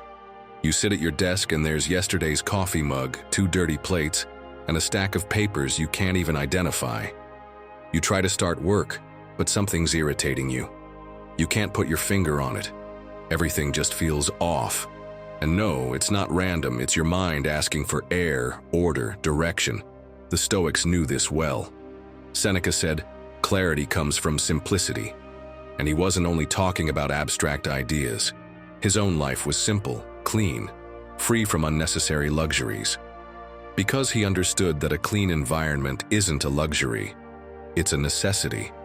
It's what allows the mind to work without obstacles, like a sculptor who needs a clear studio to shape what matters. And this was perfectly illustrated by creator Matt D'Avella. He ran a simple experiment, but a powerful one. He recorded himself answering emails for a week in 2 settings. One, at a clear desk with only a laptop and a coffee mug. The other surrounded by cluttered papers, scattered pens, and a crooked lamp. And guess what? He took twice as long in the messy setup, not because he typed slower, but because his mind had to filter the chaos first, like it had to dodge invisible hurdles before it could get to work. He said it himself. "When I tidy up my space, I feel like my brain gets permission to activate." Just like that. Because it's not that order is nice, it's that the brain needs to know there's no noise outside, so it won't trigger noise inside. So what can you do with this? Start small. Find one chaotic spot. That one area you always avoid. Maybe it's the kitchen counter, the cable corner, or the bathroom shelf. You don't need a whole weekend to clean it up. Just pick one action. 1. Put away a mug, throw out some papers, fold that shirt. Something quick. The goal isn't to finish it all today, it's to send your mind a message: we're taking back control. Then commit just 2 minutes a day to that spot. That's it. But do it daily. That small routine creates automatic order, like a switch you flip to return to center. And finally, build a quiet ritual. Each morning before checking your phone, take a deep breath in front of that tidy spot and say to yourself, "I can think here." It may sound symbolic, but your mind notices, and it starts to respond differently. Because you can't ask your mind to calm down if the place it lives in looks like a battlefield. You can't meditate if your socks are stepping on you from the floor. Your environment speaks. Your environment trains you. And if you use it wisely, your mind will begin to obey. It stops being a storm without direction and becomes a precise tool. In the end, my friend, this isn't just about aesthetics. It's a mental strategy. Real serenity doesn't come from emptiness. It comes from chosen order. And you decide whether your home is a war zone or a quiet fortress of discipline. 10. Choose your peace even if no one else does. Imagine you're in the middle of a storm at sea. Waves crashing hard, wind howling, and all the boats around you are tossing wildly. Some crash into each other, others sink because they're following ships headed straight into chaos.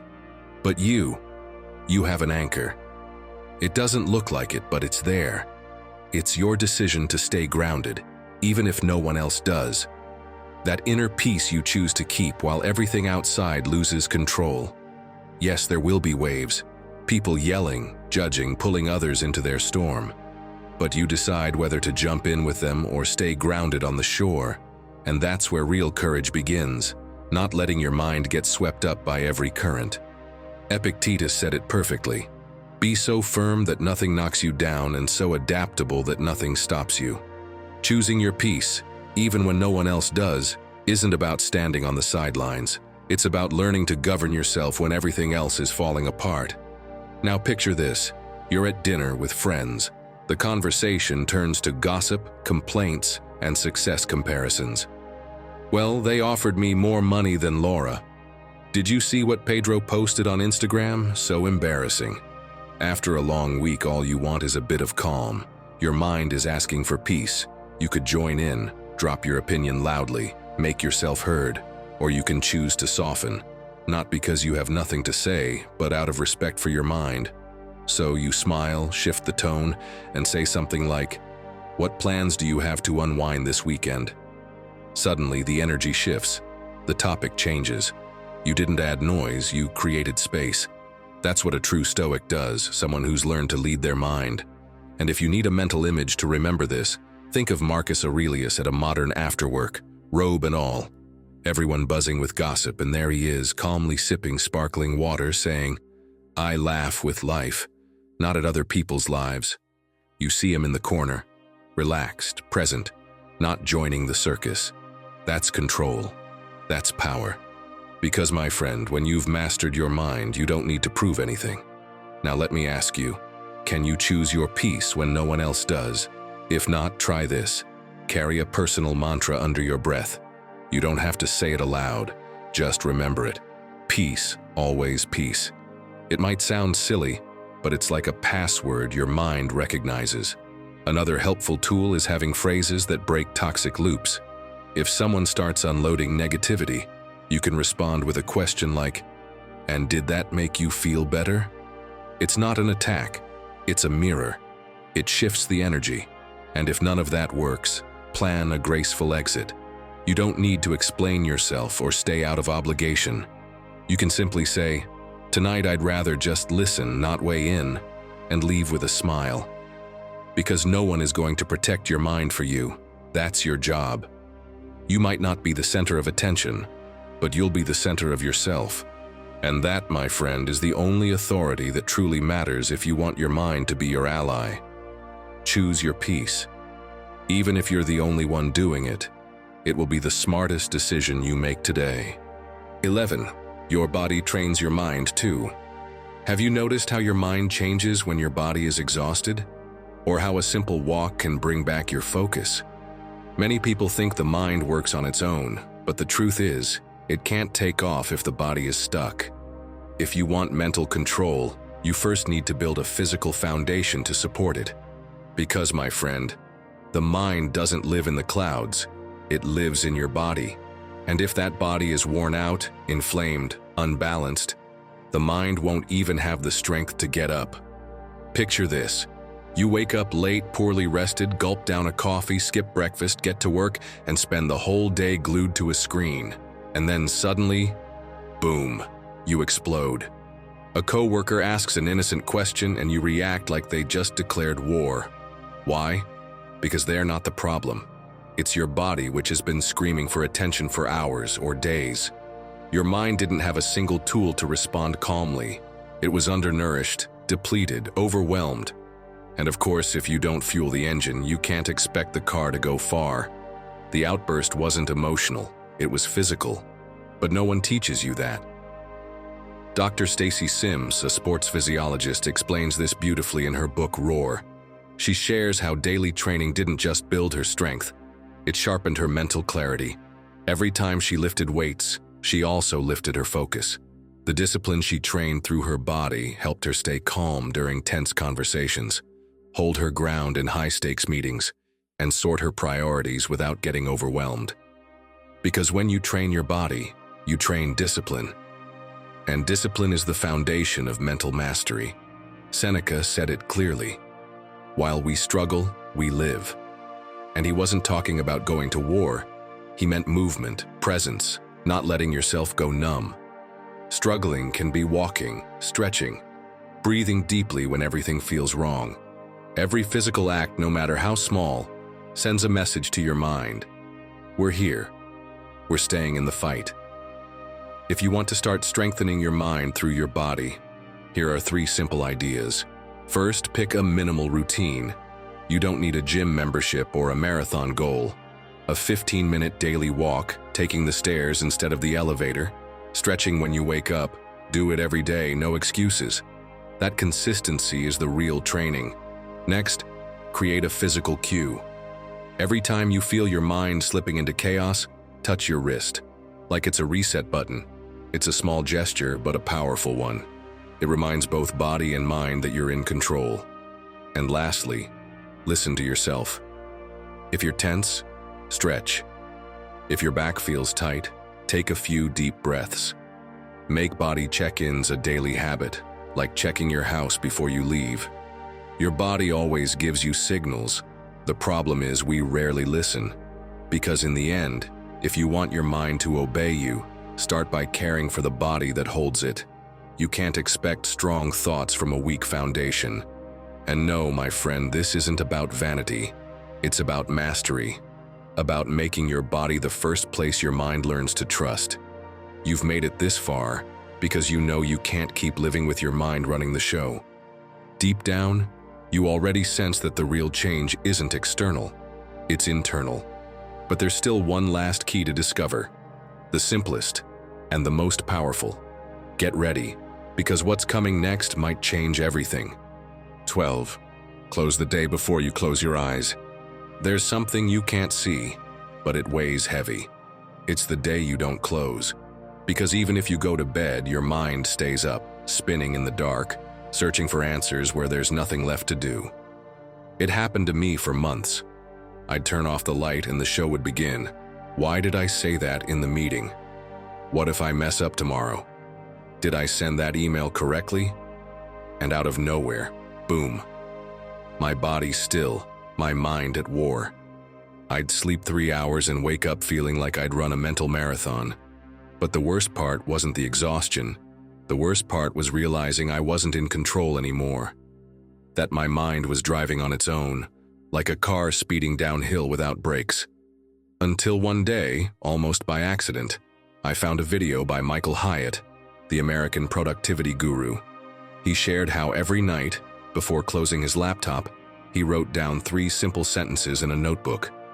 Just 3. This went well. Tomorrow I'll improve this, and I'm letting this go until tomorrow. And he said that since doing that, he'd stopped taking work to bed, so I tried it. Honestly, I wasn't expecting much. But that night, I slept better than I had in months. Not because I fixed the world, but because I told my mind, that's enough. For today, we're done. And it was like she replied, okay, got it. As if all she needed was my permission to rest. Epictetus spoke about something similar over 2,000 years ago. He called it prosophe, full attention. And not just during the day, but at the end of each one.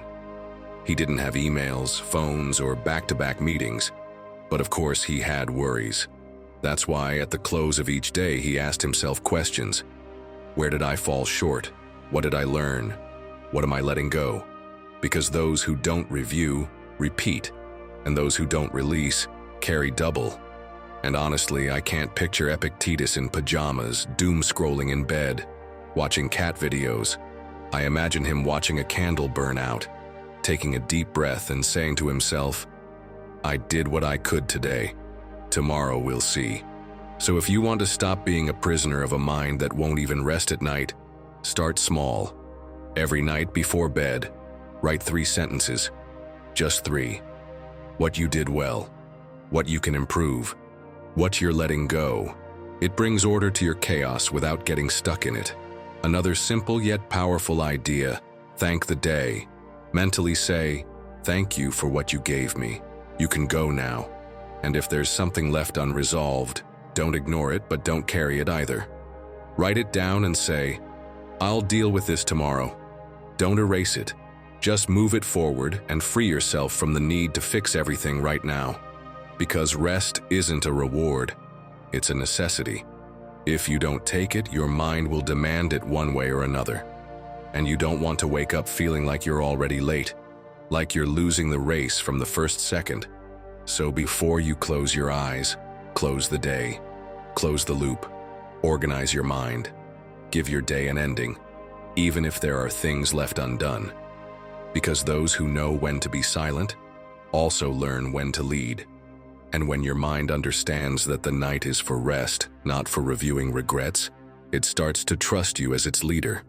And that, my friend, is where true mastery begins. Breaking free from your own mind isn't a one-day task.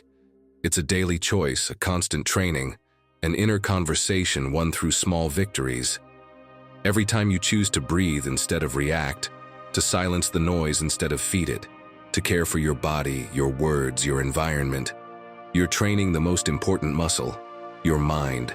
And the stronger you are on the inside, the less you'll depend on what happens outside. Because mastery isn't repression, it's freedom. If you've made it this far, drop this in the comments. I lead my mind. And now that you already have the tools, there's something even deeper you need to understand. It's not enough to know how to calm yourself once. The real challenge is learning how to never lose your calm again. Not with people, not with situations, not even with yourself. That's what comes next. Tell me, how many more times are you going to break inside over a word, a gesture, a silence? You think it's them hurting you, but the wound was already there, just waiting to open. Every time you lose your calm, it's not the world defeating you, it's you surrendering without a fight. Today I'm going to show you how to shield your mind so that nothing and no one can ever control you again. In this video, you'll learn how to stand firm when the world tries to bring you down. These aren't just pretty phrases. They are Stoic principles that forge in you an inner calm so solid that no storm can shatter it. Here you'll discover how to act when someone provokes you, how to respond when the tension rises, and how to regain your serenity when it seems already lost. Because peace is not something you wait for or beg for. It's something you conquer, you build, and you defend. Stay, and let the wisdom of the Stoics transform you from within. And just so you see, this isn't just pretty words. Let me tell you something that, the first time I heard it, left me frozen. They called him Diego. He wasn't an executive or a productivity guru, not even someone who seemed interested in calm or philosophy. He was a neighborhood tattoo artist, arms covered in ink, a raspy voice, and the habit of swearing every other sentence. One summer afternoon, someone walked into his studio. A huge guy, drunk, with a torn shirt and eyes full of rage. He slammed the door shut, threw a chair to the floor, and shouted that he wanted a free tattoo, or someone here was going to get hurt. Diego didn't even stand up. He finished the line he was drawing on his client's skin, set the machine down on the table, and looked at him with a calm that threw everyone off. "Sit down," he said. The guy hesitated, not understanding. "There are no free tattoos here. But sit down. You look like you haven't sat down for anything in a long time." The drunk let out a nervous laugh, but he sat, and as he spoke, Diego handed him a glass of water and let him pour out all his fury. He never raised his voice, never lost his rhythm. In the end, the man left. No tattoo, no fight, even saying thank you. That scene has never left me. So later, when I asked Diego how he managed not to stand up and punch him, he just smiled and said, "Everyone thinks you're born with calm. The truth is, I'd already ripped mine out of myself 1,000 times before. Until one day, I read this guy, Epictetus, who said something like, 'No one can take your peace if you don't hand them the keys.' So I just stopped handing the keys to strangers." Diego didn't look like a philosopher, but without even knowing it, he was practicing pure Stoicism. He taught me, just by being there, that the real secret to never losing your calm again, with anything or anyone, isn't about controlling the other person, but about controlling yourself. That calm isn't a gift from the world. It's something you build, you care for, and you defend like it's the only home you've got. And that same lesson is what I want you to discover today, too. Because if Diego could learn to shield his mind on a noisy, threatening afternoon, believe me, you can too. You just need the 13 Stoic lessons you're about to learn. And today, they'll change the way you react when the world tries to steal your peace. But first, let me ask you an uncomfortable question. How many times have you let others decide how you feel? How many times have you handed your calm to a bad gesture, a word, a stranger? If this sounds familiar, subscribe and become an exclusive member to start taking back the reins of your inner peace. And tell me in the comments, who or what have you given too much power over you? Or if you prefer, just write, Stoic at heart. Today I decide not to hand over the keys to my mind. 1. Learn to stop in time. Imagine you walk into the bank on a Tuesday morning. The heat has already put you in a bad mood. You were late because you couldn't find your keys and your important meeting starts in 10 minutes.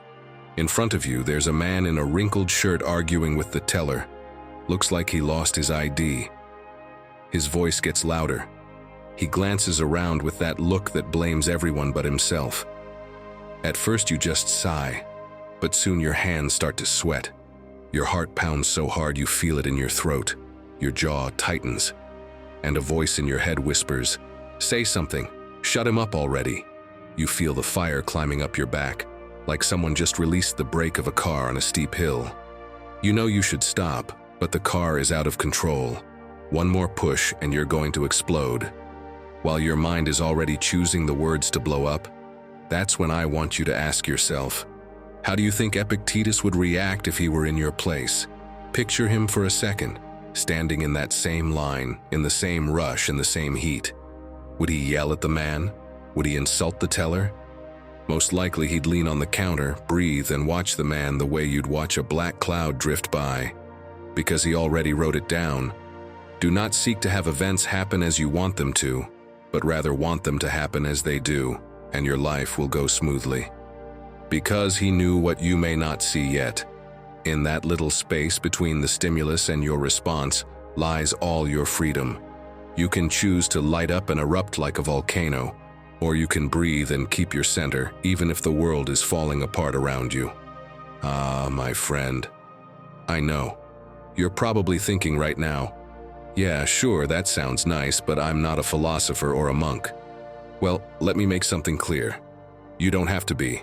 Lisa Feldman Barrett, neuroscientist and author of How Emotions Are Made, showed that even a 2-second pause changes the chemical reactions in your brain.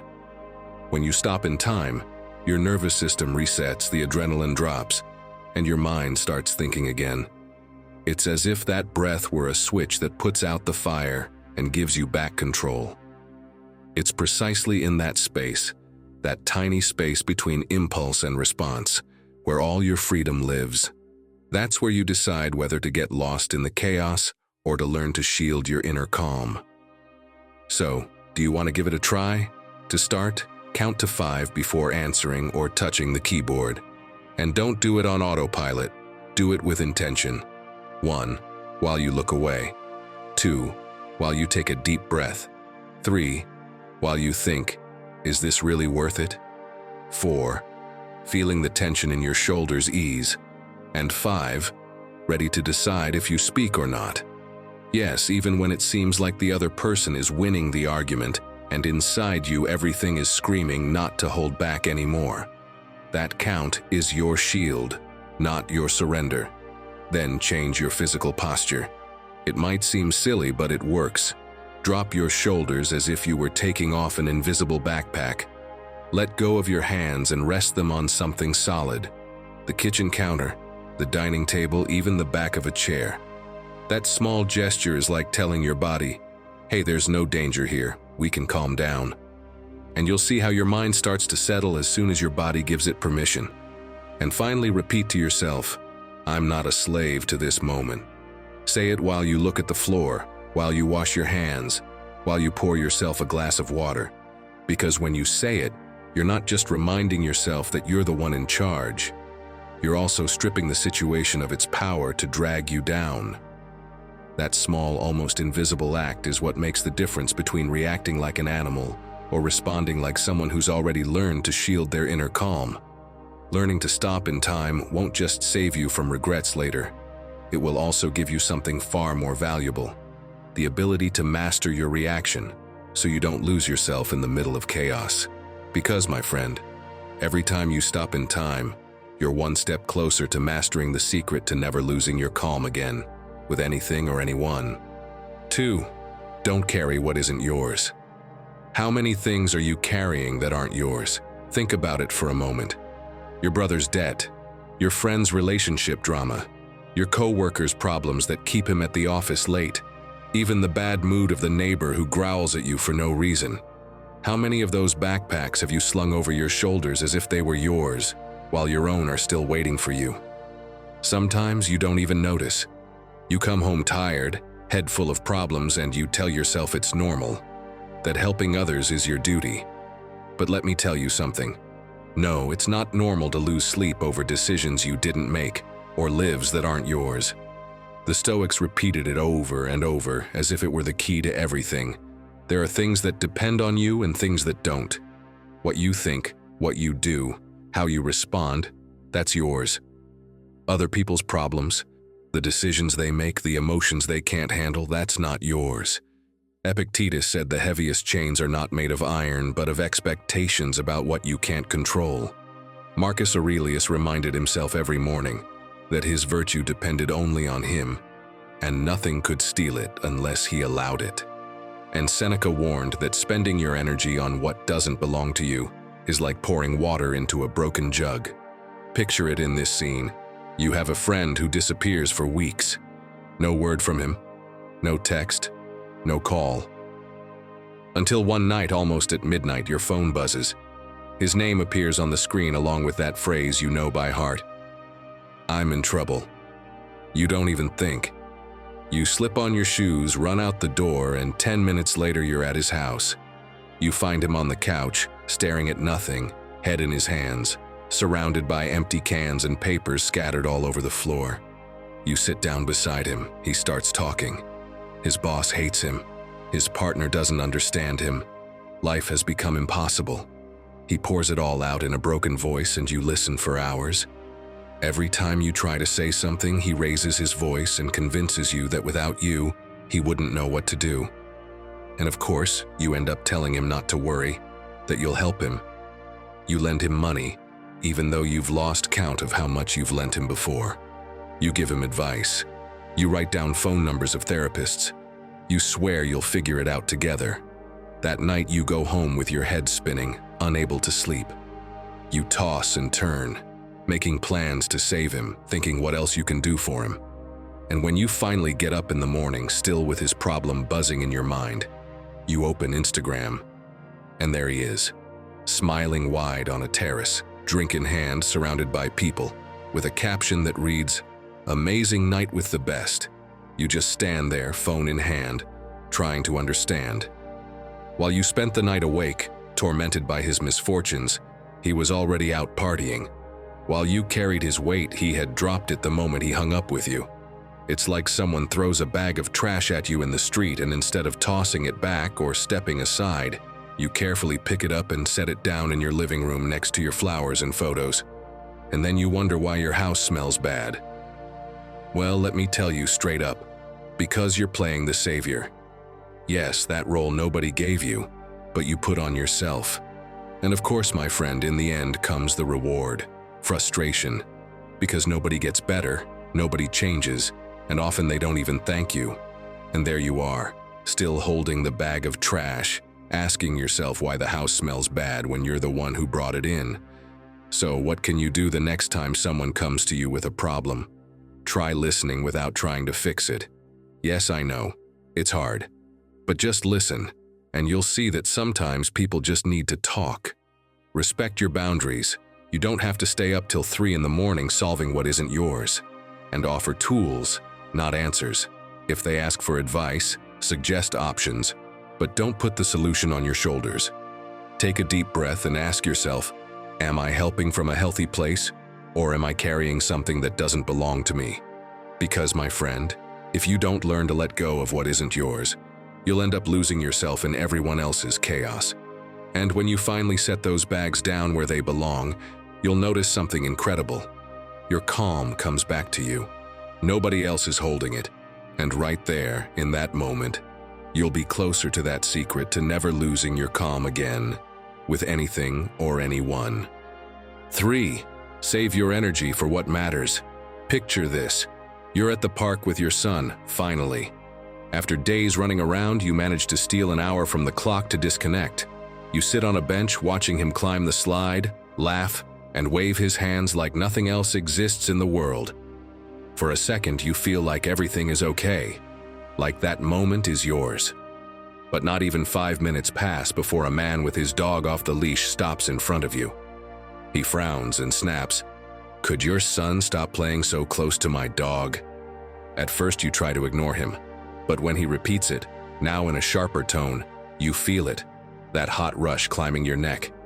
Your body gets up on its own, blood boiling, your mouth already loaded to teach him exactly what civility means. But just as you stand, something stops you. Your son, up on the slide, looks at you. He doesn't understand why Dad, who just a second ago was cheering him on, now looks ready to fight a stranger. That look breaks you inside, and suddenly you see it. You see what you were about to give away, your energy. My friend, pointless arguments are like feeding coins into a broken machine. No matter how much you put in, it never gives you anything of value. You just end up without your coins, and with the bitter sense you wasted your time. And your son's smile, which was there for you, doesn't come back the same. Cleanthes understood this well. One of the early leaders of Stoicism after Zeno, he spent his nights hauling water so he could study philosophy during the day. Every morning, crossing the square with his buckets, a drunk would mock him, shouting insults and hollow laughter. Yet Cleanthes never reacted. He'd just look at him calmly and say, "Don't interrupt my silence. It's worth more than your noise." He knew that wasting words on a pointless fight was to lose them for what really mattered. His mind, his calm, his purpose. And he wasn't the only one. Marcus Aurelius understood it too, and lived it every day. He wrote it simply but firmly. Avoid futile disputes, because they pull the soul off its path. Think about that for a second. How many minutes have you wasted in arguments that led nowhere? How much energy have you thrown away arguing about things you didn't even remember the next day? Every time he found himself in that position, Marcus Aurelius knew. Every minute in a pointless fight is a minute stolen from what truly matters. And he didn't just say it, he lived it with astonishing precision. When people whispered behind his back in court, he didn't bother to respond. When a politician attacked him, he didn't react with insults or seek revenge. And when criticism came right to his face, he didn't raise his voice. He answered with deeds, with decisions, with actions, not with shouting or rage. He knew that every time he chose to step into that noise, he drifted a little farther from his center. So, what can you do here and now? First, before you respond, stop and ask yourself, what do I gain here? But really ask it, not out of habit. Imagine the words you're about to throw were bills. If you don't know what you're buying with them, better save them. If the answer isn't clear, keep quiet. That silence also speaks, and it often says much more. Second, change the scene. Don't just stand there like a punching bag waiting for the next hit. Get up, take a walk, even just to the bathroom or the door. Look out the window, drink some water, breathe. That little movement breaks the thread of conflict and tells your body, this isn't a war. And third, practice what I call the marble gaze. That calm look that doesn't break, even if someone's shouting right next to you. You look at the person, nod slowly, maybe even give them a small smile, and walk away without a word. That unexpected calm, that silent firmness, disarms more battles than you could ever win with yelling. Because, my friend, every time you choose to save your energy for what matters, you get closer to mastering your reaction and not losing yourself in the middle of the chaos. So now, I ask you, what pointless arguments are you willing to let go of today? Leave it in the comments. And if you'd rather sum it up in one phrase, write, I save my energy for what matters. 4. Change the story you tell yourself. Have you noticed how two people can live through the same situation and walk away with completely opposite memories? That's not magic. It's the inner script each one chooses. And no one understood this better than Eddie Hillesum.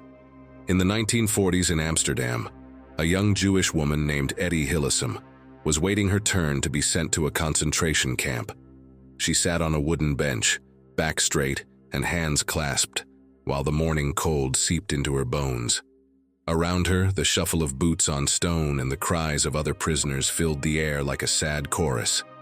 Some cursed quietly. Others kept asking why this was happening to them. Eddie, on the other hand, pulled a small notebook from her coat and began to write. People stared at her, surprised. What could she possibly be writing at a moment like that? She lifted her eyes for a moment, smiled with a sweetness that made no sense in the situation, and kept writing. On one of those pages, she left a line that still echoes today. They cannot take hold of my mind. I decide whether there is peace or chaos inside here. And that was the key. While everyone around her repeated the same story to themselves. We're victims, this is unfair, there's no way out. Eddie chose a different one. She rewrote the script she was telling herself. Instead of seeing only mud, she decided there was still a garden inside her. Instead of asking, why me, she asked, what can I do with what I have today? On that freezing bench between screams and tears, Eddie didn't let fear write her story. She snatched it back and wrote one that gave her calm. Because, my friend, the mind is like a film director with too many bad movies lying around. If you don't choose your script wisely, you end up starring in a drama you don't deserve. And you don't need to be in a concentration camp to understand this. Let me give you a more familiar scene. Your friend posts pictures on Instagram of a dinner you weren't invited to. You see them and suddenly feel a heat in your chest, like something piercing you. You think, of course. They left me out on purpose. They must not stand me. And you start going over every conversation, every gesture, searching for proof they excluded you on purpose. That night, while they laugh in the picture, you toss and turn in bed, imagining dialogues that never happened. But what if it was just a work dinner or something spontaneous? While you silently nurse your resentment, clenching your jaw and losing sleep, they're out laughing, never having thought of you that way at all. And there it is. You lost your calm over a movie you chose to play in your head. And right here is where you need to learn from what Seneca used to say. He explained it plainly. Suffering comes more from the opinions we form than from the situations we live. Because what makes you lose your calm isn't the picture or the dinner or your friends. It's the story your mind started writing the moment you saw the screen. You are not what was done to you. You are the version of the story you decide to believe. And that story, you choose it every time. That's why, if you want to get your peace back, you'll have to learn to change the script you tell yourself before that invented drama ends up devouring you. So how can you stop being the screenwriter of a drama you don't even want to watch? Do this. When you notice your mind starting to invent a disaster, write down the story you're telling yourself and read it out loud. You'll see it sounds more absurd than you thought. Then rewrite that story as if you were telling it to a friend. A real friend, the kind who helps you see things as they are, not as you imagine them. Ask yourself, what would he say if I told him this? And finally, practice telling yourself in a low voice, I don't know that yet. Because leaving space for doubt is also a kind of calm. You can even make it fun. Next time you think everyone is against you because they didn't reply to your message, write it on a note and give it a movie title. The Conspiracy Against Me, Part 2. Then read it out loud. You'll laugh at how ridiculous it sounds once it's out of your head. Because every time you choose a calmer version of events, you train yourself to see the world as it is, not as your fear paints it. And in that moment, you start shielding your mind so that nothing and no one can ever write your story for you. So, my friend, every time you change the story you tell yourself, You become the author of your piece and take another step toward the secret of never losing your calm again, with anything or anyone. 5. Stop expecting so much from others. My friend, expecting others to react the way you would is like putting a coin into a broken vending machine, staring at the slot, and convincing yourself the snack will drop sooner or later. And there you stay, pressing the button, shaking the machine, getting angry, without realizing the machine was never working. And I'm sure it's happened to you. Imagine you've spent days preparing a dinner for your friends. You carefully chose the menu, cleaned the house like a minister was coming, folded the napkins just so, lit candles, even made a playlist for the atmosphere. Of course, they show up. One arrives late without even apologizing, sniffing the food and saying, "Oh, smells good." Another comes empty-handed, though he'd promised to bring the wine, and just mutters, "I forgot." The last one spends the whole night staring at his phone, barely looking up to say a few words. You smile, pretend it's fine, but when they leave, you're left alone, washing dishes with cold hands, asking yourself why you even bothered. And then you feel it. It hurts because you expected them to respond the way you would. Ah, my friend, this is where the chaos begins, because no one is obligated to match your standards or understand your sacrifices. That expectation you carry is the coin you keep feeding into the broken machine. Cato the Younger already knew this. He was a symbol of Stoic integrity, defending Rome and its principles even when everyone around him had surrendered to corruption. He knew he couldn't expect others to have his strength, so he acted out of conviction, not for applause. He didn't waste his energy waiting for gratitude. He kept it for himself. Marcus Aurelius put it simply and bluntly: expect people to act according to their nature, not your will. Because everyone gives what they can, from their own level of clarity, fear, or confusion. Expecting more is like yelling at the wind to change direction. And listen, this is something psychotherapist Terry Cole explains with a metaphor that's pure gold. She says when you have expectations of others, it's like directing a movie in your head. You write the script, pick the actors, set the stage, rehearse every line, but you never gave the script to them. So they come on stage, improvise, say whatever they want, skip your lines, and you're outraged they didn't follow the plan. But how could they know? Are they mind readers? It's time you accept something. Your expectations are not agreements. No, not even if you repeat them 100 times in your head. Nobody signed anything. If you don't say them out loud, if they're not clear and agreed on, it's like putting a letter in an envelope and never mailing it. Then you get angry because nobody read it. Isn't that absurd? And yet, that's how so many of us live. So, my friend, to stop losing your calm over what others don't do, start training this. First, grab a sheet of paper and write down exactly what you expect from that person. Yes, in detail. Do you want them to always call you first, to thank you on their knees?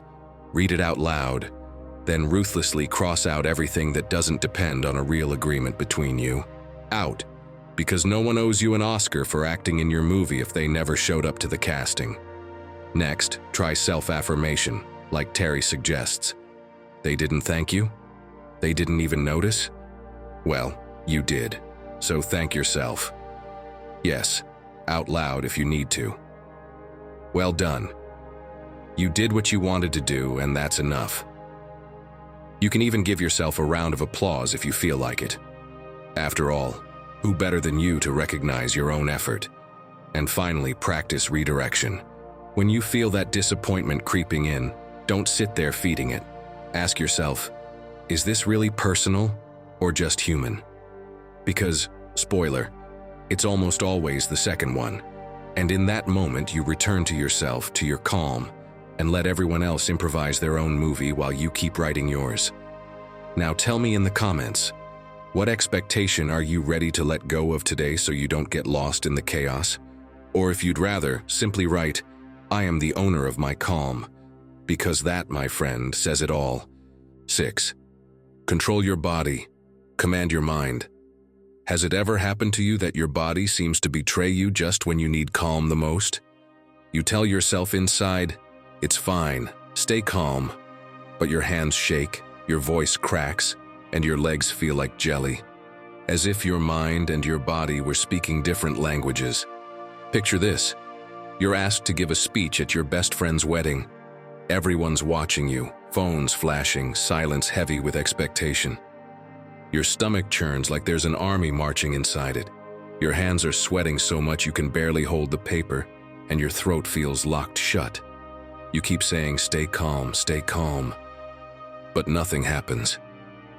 Until you consciously drop your shoulders, open your hands, let your breath out slowly, and something shifts. Little by little, you feel your body start to listen, like you've finally taken the wheel again. Your body, my friend, is like a big, clumsy dog. If you don't put a leash on it from the start, it'll drag you down the street. And it's not the dog's fault. It's designed to react as if a lion were chasing you. That's just how it works. Your heart races, pupils widen, muscles tense to run, even when you're just standing in front of a microphone or dealing with a rude waiter. And don't tell me this only works on calm days, because even in the most extreme situations, there are people who've managed to tame their bodies and not let themselves be dragged around. If you don't believe me, listen to what Ginny Thrasher did. At just 19, at the Rio Olympics, thousands of eyes on her, cameras flashing, a silence that weighed a ton, and a gold medal on the line. Her body, of course, did what all bodies do. It trembled, it sweated, it screamed inside for her to run. But she did something that made all the difference. She closed her eyes for a moment, felt the rifle stock pressed into her shoulder, breathed slowly, even slower, and began to talk to her own body. "There is no lion here. There is no lion." Every inhale was a reminder, every exhale a message to calm that clumsy dog that wanted to drag her off the range. And so, with her stomach in knots and her legs heavy as lead, she chose to stay. She chose to take control. When the shot rang out and the target split dead center, she knew she'd won gold. And when they later asked how she did it at such a young age, she didn't hesitate. It wasn't about talent, but about learning to calm my breathing when my whole body wanted to run. That, my friend, isn't luck or a miracle. That's training, practice, and it's something you can do too, because she didn't try to stop her body from feeling fear. She didn't try to numb the sensations. She just put a leash on them, guided them. Instead of letting the dog drag her, she held its hand. And what Ginny did, the Stoics already knew centuries ago. Epictetus explained it in his own way. He said you first have to master what others see, and then what only you see. Because when you manage to keep your body from betraying the chaos, your mind begins to follow suit. The body tells the mind there's no lion chasing you, no danger here. If you choose how to hold your gaze, how to plant your feet, how to move your hands, what's inside, trust me, eventually obeys. So, my friend, next time you feel your body speeding up, place your palm on your chest and feel your breath rise and fall. Really feel it, unhurried. Stay there until you notice your heartbeat slowing and the air flowing more gently. Then, open your hands wide and relax your jaw, like dropping an invisible backpack. And as you do, whisper something that works for you, something like, "There is no lion here." That little phrase tricks your nervous system and puts out the fire. And if you want to seal it, move a little. Stretch as if you're alone, even if you're in a crowded room. A subtle stretch, arms, neck, shoulders, is enough for your brain to understand. We're safe. No need to run. Now tell me in the comments, when was the last time your body went wild on you? And if you'd rather sum it up in one phrase, write, "I guide my body." Because from today on, no lion can beat you. 7. Leave the place where you can't grow. Have you ever felt like a place just shrinks you? That no matter how hard you try, no matter how much you smile or work, something in that environment snuffs you out inside? Picture it. Every morning you walk into that office where the air already feels cold before you even arrive. The blinds half closed, the smell of stale coffee, keyboards clattering like crickets in the night. No one greets you. No one looks up when you walk in. If you finally dare to offer an idea during the meeting, they glance at each other like you just said something crazy. At first you tell yourself, "It's nothing. It's just work. I can handle it." But each day gets heavier. One day you show up 5 minutes late. The next you don't even bother with breakfast. By the third you've got a knot in your stomach before you even open the door. And deep down, you know it. This isn't your place. Because, my friend, staying where you can't flourish is like trying to plant a lemon tree in the desert. You can water it, love it, whisper sweet things to it. But if the soil is barren, it will never grow. And it's not the tree's fault, or yours. There's just no water there. If any Stoic knew this well, it was Musonius Rufus, Epictetus' teacher. He was exiled to a rocky, lonely island just for daring to speak the truth to the emperor. Most would have fallen into despair, but not him. Musonius took the stones from that island, planted a garden with his own hands, and began teaching philosophy to the fishermen. He spoke to them about virtue while helping them mend their nets. And when, years later, they finally let him return to Rome, he said something that still resonates. The soul does not flourish where the earth is barren. That's the key. It's not about pride or weakness. It's just as Epictetus said, if something weakens your soul, walk away. Not because you're a coward, but because no one else will protect your center if you don't. Staying in a place where your peace dies a little every day isn't bravery. It's forgetting yourself. And yes, I know what you're thinking, that it's not always so easy. There are bills, responsibilities, commitments, but you don't always have to leave immediately. Sometimes it's enough to set boundaries, to carve out just a little space to breathe, to look around and say, I wasn't born to shrink. So let's make it concrete. First, identify at least one environment that doesn't let you grow. Is it that group of friends who always make you feel smaller? Is it that office where you feel a knot in your stomach as soon as you walk in? Or is it your own home with that unspoken tension you can't even explain? Don't sugarcoat it with excuses. Just say, I'm not myself here. Then ask yourself, how do you feel on the days you're not there? Have you noticed that you breathe better when you skip that office? That you laugh more when you don't see those friends? That your body relaxes when you're away from home? That feeling, my friend, doesn't lie. That's your compass, pointing to what you truly need. Now test it. One day, leave work early and go for a walk without checking your phone. Another day, say no to hanging out with them and stay home doing something just for you. Put on music, cook something, take a long shower. Do you feel lighter? There's your answer. Then, make the decision. Is it time to leave, or is it enough to set a boundary? If you choose to leave, do it without asking permission. If you choose to stay, make it clear how far others can go. Do they criticize you? End the conversation. Do they blame you? Hand the responsibility back. No one will do it for you. And finally, create your refuge. What's that place that restores your calm? That park where no one bothers you? That cafe where you smile at the barista? Your room, arranged just how you like it? Go there. Stay there. Fill yourself with it. Because in the end, my friend, the secret to never losing your calm again, with anything or anyone, also lies in recognizing when a place no longer gives you space to grow, and having the courage to leave before your soul withers. 8. See what the other person is carrying.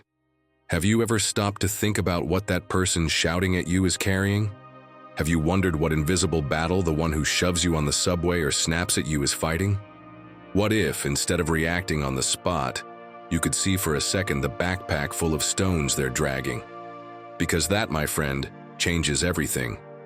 Picture this. You're at a cafe, waiting for your coffee, hoping it'll save your morning. The waiter brings it over with a scowl, and it's cold. Your first impulse is to snap. What's this? But if you look up, you notice his eyes are red and his hands are trembling. Maybe he was up all night caring for someone. Maybe he just got bad news. Maybe his backpack is heavier than yours. Or at the gym, you're walking between the weights. Someone bumps you, doesn't even look, and growls like you did something wrong. And of course your mind goes, what an idiot. But what if he just got off a call with devastating news?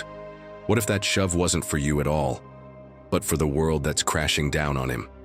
In much harsher situations, there were people who understood this better than anyone, like Viktor Frankl, a Jewish doctor in a concentration camp. He wrote how a guard, uniformed and armed, insulted him while he coughed blood and shivered with cold.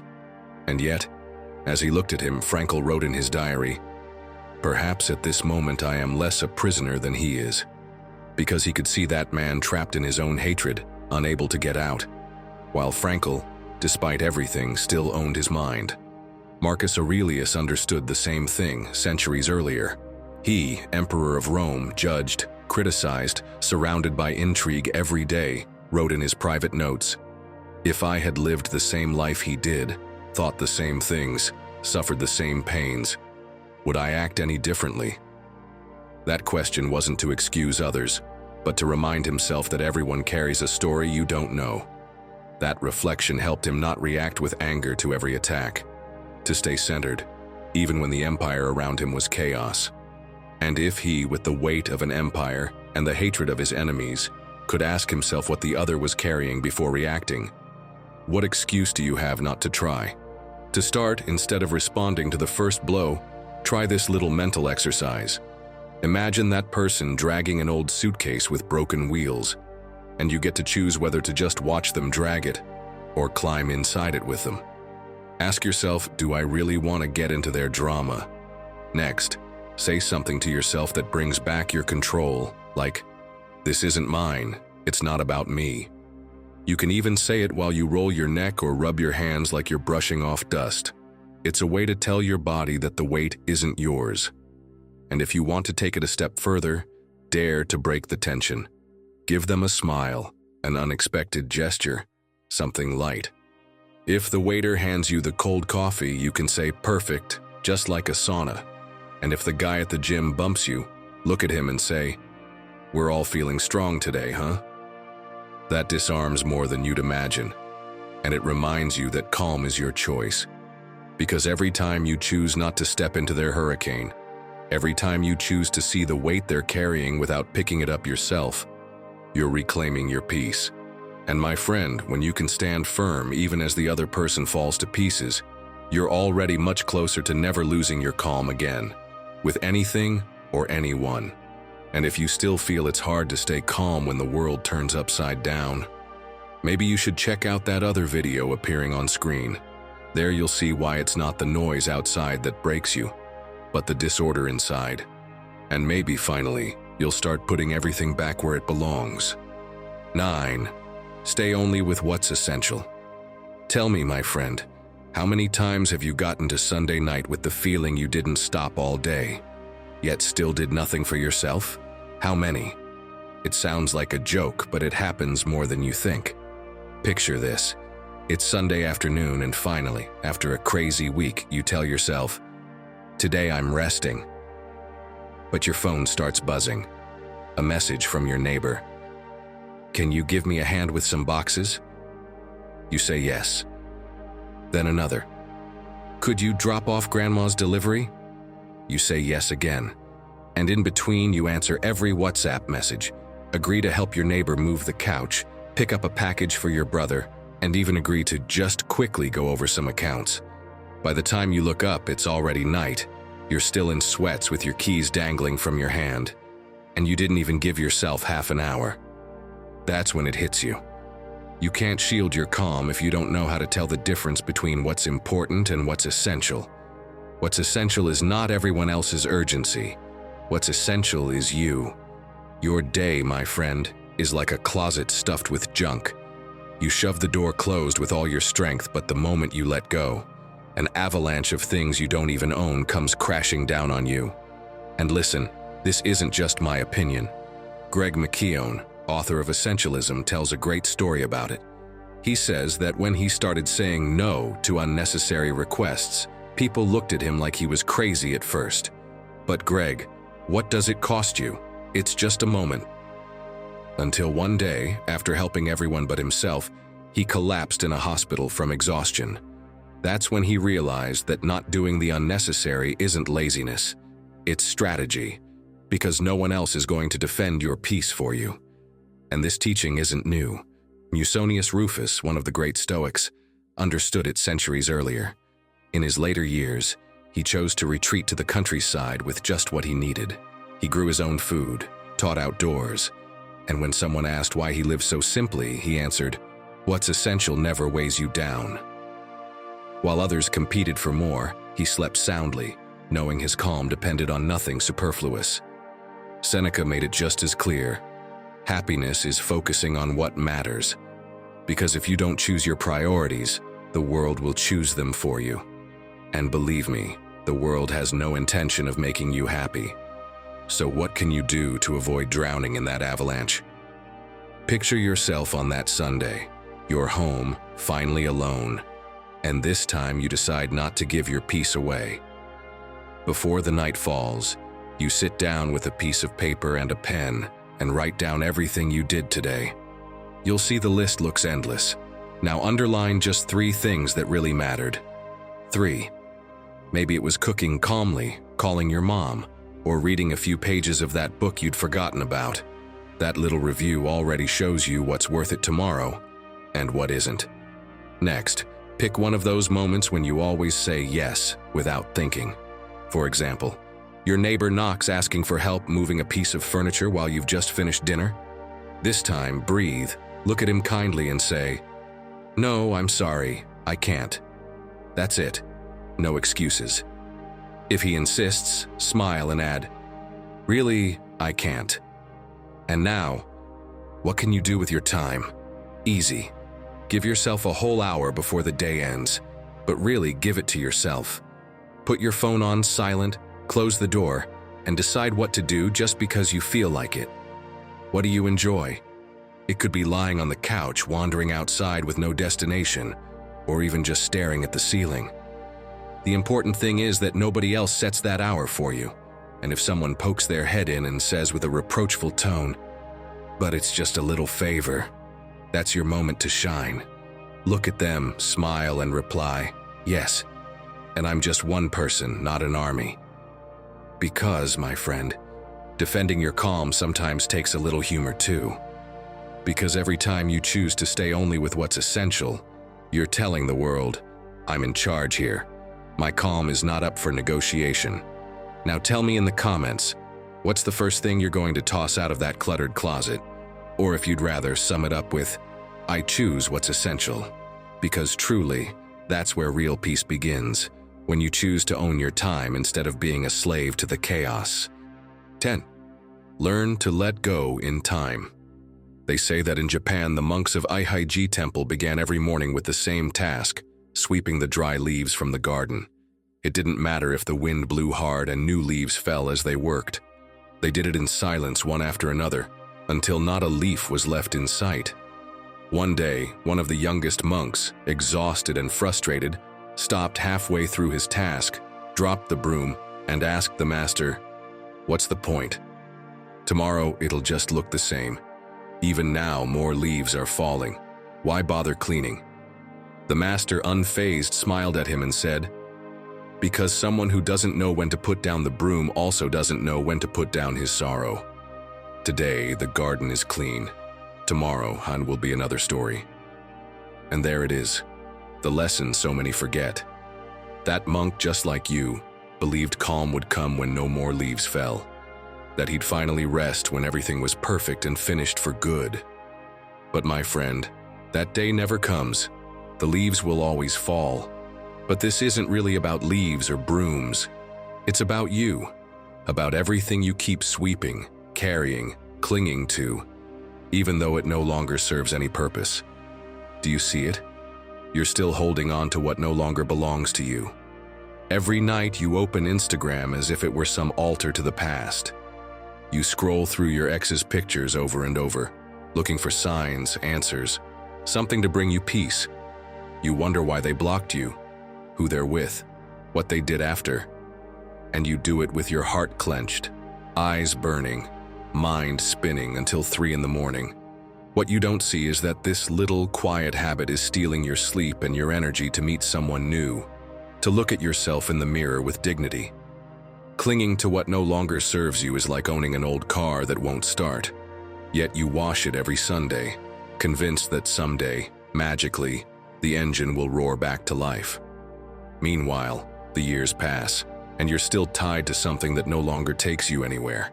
And look, Seneca didn't have a car, but he understood perfectly the importance of letting go. That's why he said, bluntly, "Much of human suffering comes from resisting the facts." And he was right. You don't suffer because of what happened. You suffer because you won't accept that it already happened.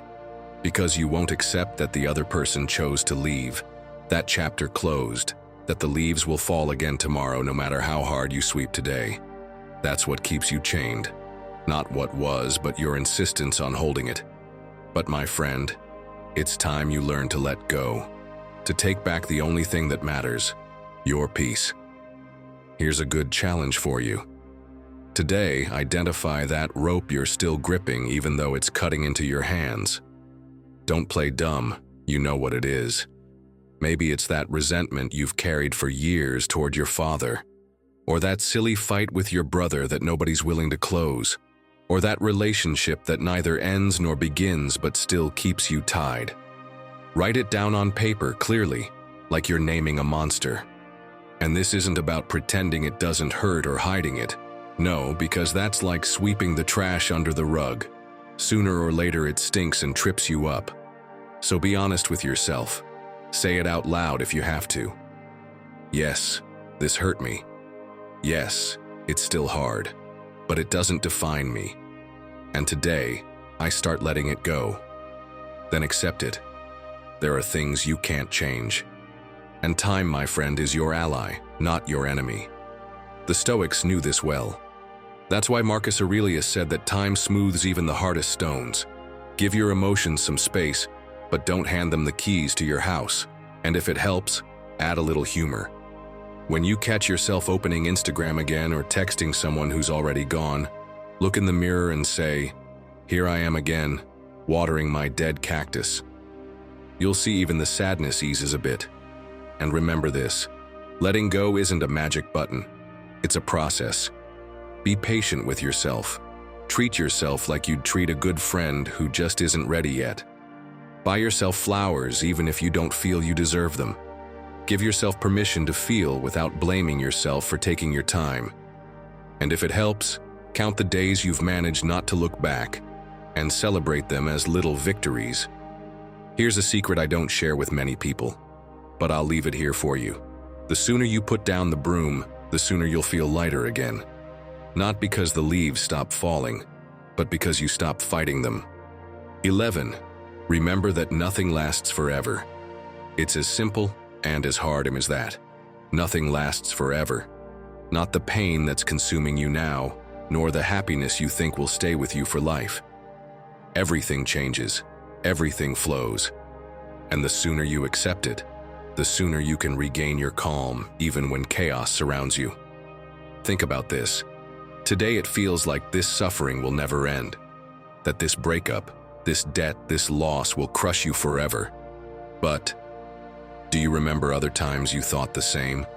Where is that pain now? Where did those sleepless nights go? Everything moved, my friend. Everything dissolved. So you don't forget. Let me remind you of a scene from a movie that always stuck with me. In the curious case of Benjamin Button, Benjamin, who's born old and grows younger, writes a letter to his daughter before disappearing for good. He knows better than anyone that life changes, that nothing stays the same because he lived it backwards. And in that letter he says, "Nothing lasts forever, so while you're here, make it count. Live without fear, because nothing is permanent." That line isn't just poetry, my friend. He writes it after losing the people he loved, after watching his own body and time slip through his hands.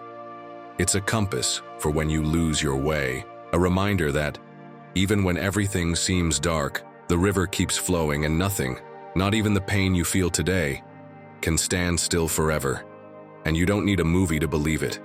There are real stories even more powerful, like that of the philosopher Heracles.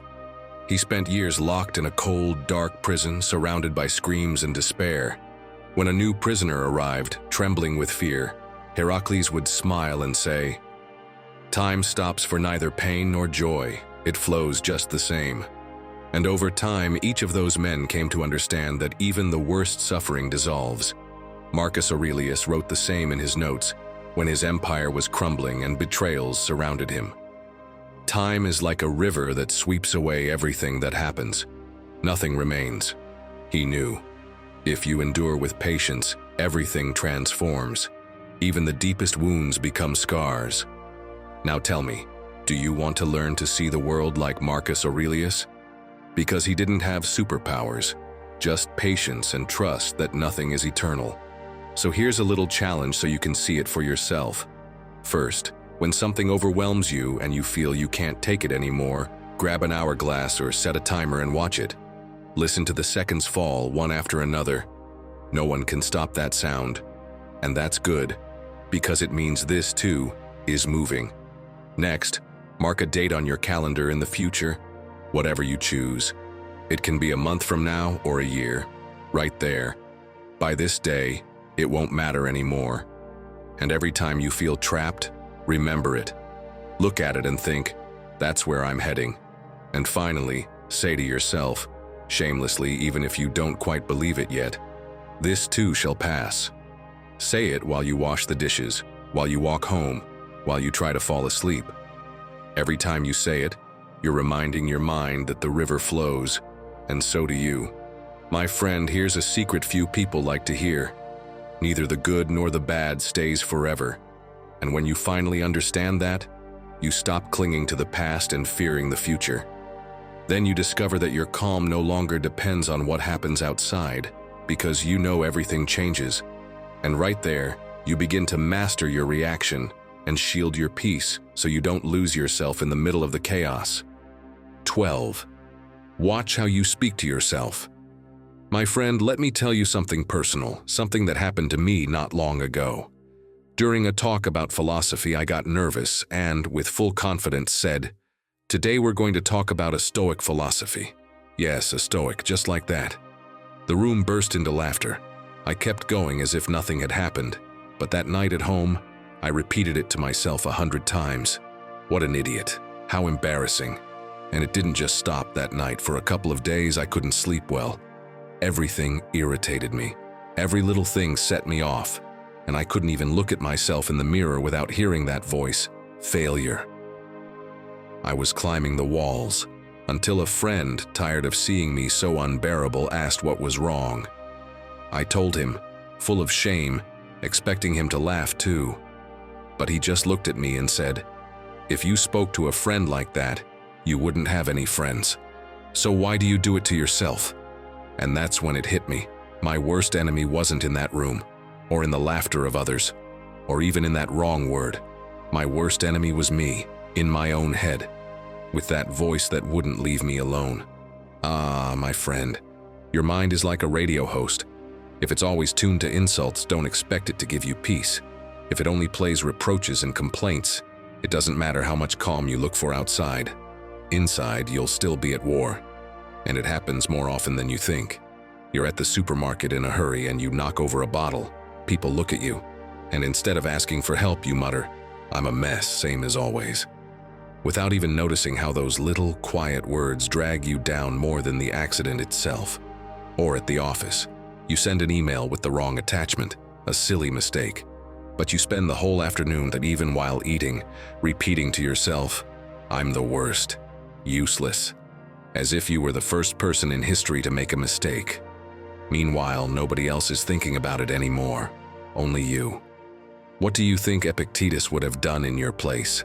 Do you think he talked to himself the way you do? No, of course not. As a slave, he couldn't control the orders or the humiliation, but he could choose what to say to himself. It's not what happens to you, but how you react to it that matters, he taught. And he didn't say that from a throne. He said it from a dark corner, in chains, learning not to speak to himself with hatred. Because when your judgment of yourself is cruel, your calm disappears. You become judge and executioner in your own mind. So here's what I suggest to start taming that radio inside you. Imagine that every time you speak harshly to yourself, you actually said it out loud with a name. For example, Estefania, you're worthless, or Pedro, you're pathetic. Sounds awful, doesn't it? Well, that's exactly what you're doing when you think it. Ask yourself, would you say that to your best friend? No, because you'd hurt them. So why do you put up with it yourself? Next, try writing down at least one thing you did well each night, even something small. I made it to the meeting on time. I called my mom. I took a breath before shouting. This trains your mind to recognize that not everything is failure. And if you want to make it fun, record a positive message, something that makes you smile. Set it as your alarm. So instead of that horrible beeping in the morning, you'll hear, "Hey champ, another day to give it a shot." You'll see how the tone of your mind starts to shift the moment you treat yourself like someone who deserves respect. My friend, your mind hears every word. You choose whether they become wounds or wings. So tell me in the comments, what phrase are you going to stop saying to yourself starting today? Or if you prefer, simply write, "Today I choose to speak to myself with calm," because yes, it all begins there, in how you speak to yourself when no one else is listening. And now get ready, because what comes next is the grand finale, the last secret, the one so many forget. But when you finally understand it, everything else falls into place. Let's go. 13. Gift yourself a moment of silence. My friend, have you noticed? The moment you open your eyes, the noise begins. First thing you do is reach for your phone. You walk into the bathroom with a video playing in the background. You have breakfast answering emails, the TV on in the corner, one eye on the notifications. You leave the house with headphones in and an endless list of things to do. And when you finally sit down to eat, at the end of the day, you feel something strange. You haven't spent even a single minute in silence, and that won't work, believe me. No calm can survive that. Because every sound, every interruption, every screen steals a little bit of your peace without you even noticing. And all the while, you think you're just being productive, that you're moving forward. But what you're really doing is running in circles, running away from yourself. The funny thing is, this isn't something we just discovered. Centuries ago, Seneca already knew. They say he would disappear from palace parties and lock himself alone in his room while everyone else wondered what he was doing. And when they asked, he'd smile and say something like, "Being alone isn't being empty. It's meeting yourself." Like someone holding a secret the others couldn't understand yet. And he was right. Only when you turn off the noise can you hear yourself. Only when you choose to sit still, with no one around, do you start to recognize what you're really carrying inside. Because, my friend, silence doesn't bite. Silence saves you.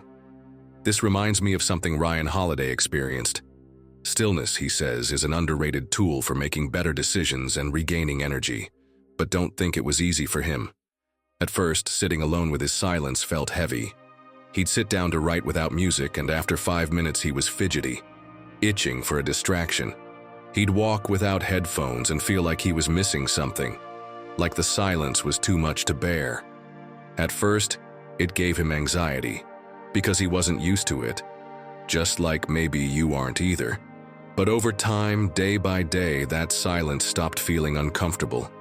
It became his refuge, his secret weapon to keep from being dragged away by the noise of the world.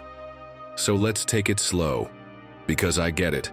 At first, it feels strange, like something's missing. But nothing's missing. You just have too much noise. Here are 3 challenges Ryan suggests that you can start today. First, try having breakfast one morning without TV, without radio, without your phone. Just you, the table, and your thoughts. At first, your hands will twitch, wanting to grab the phone. Don't give in. Stay there. Watch the coffee, the bread, the silence. You'll notice that at first your mind protests and then it thanks you. Next, cultivate gratitude. Sounds corny, but it works.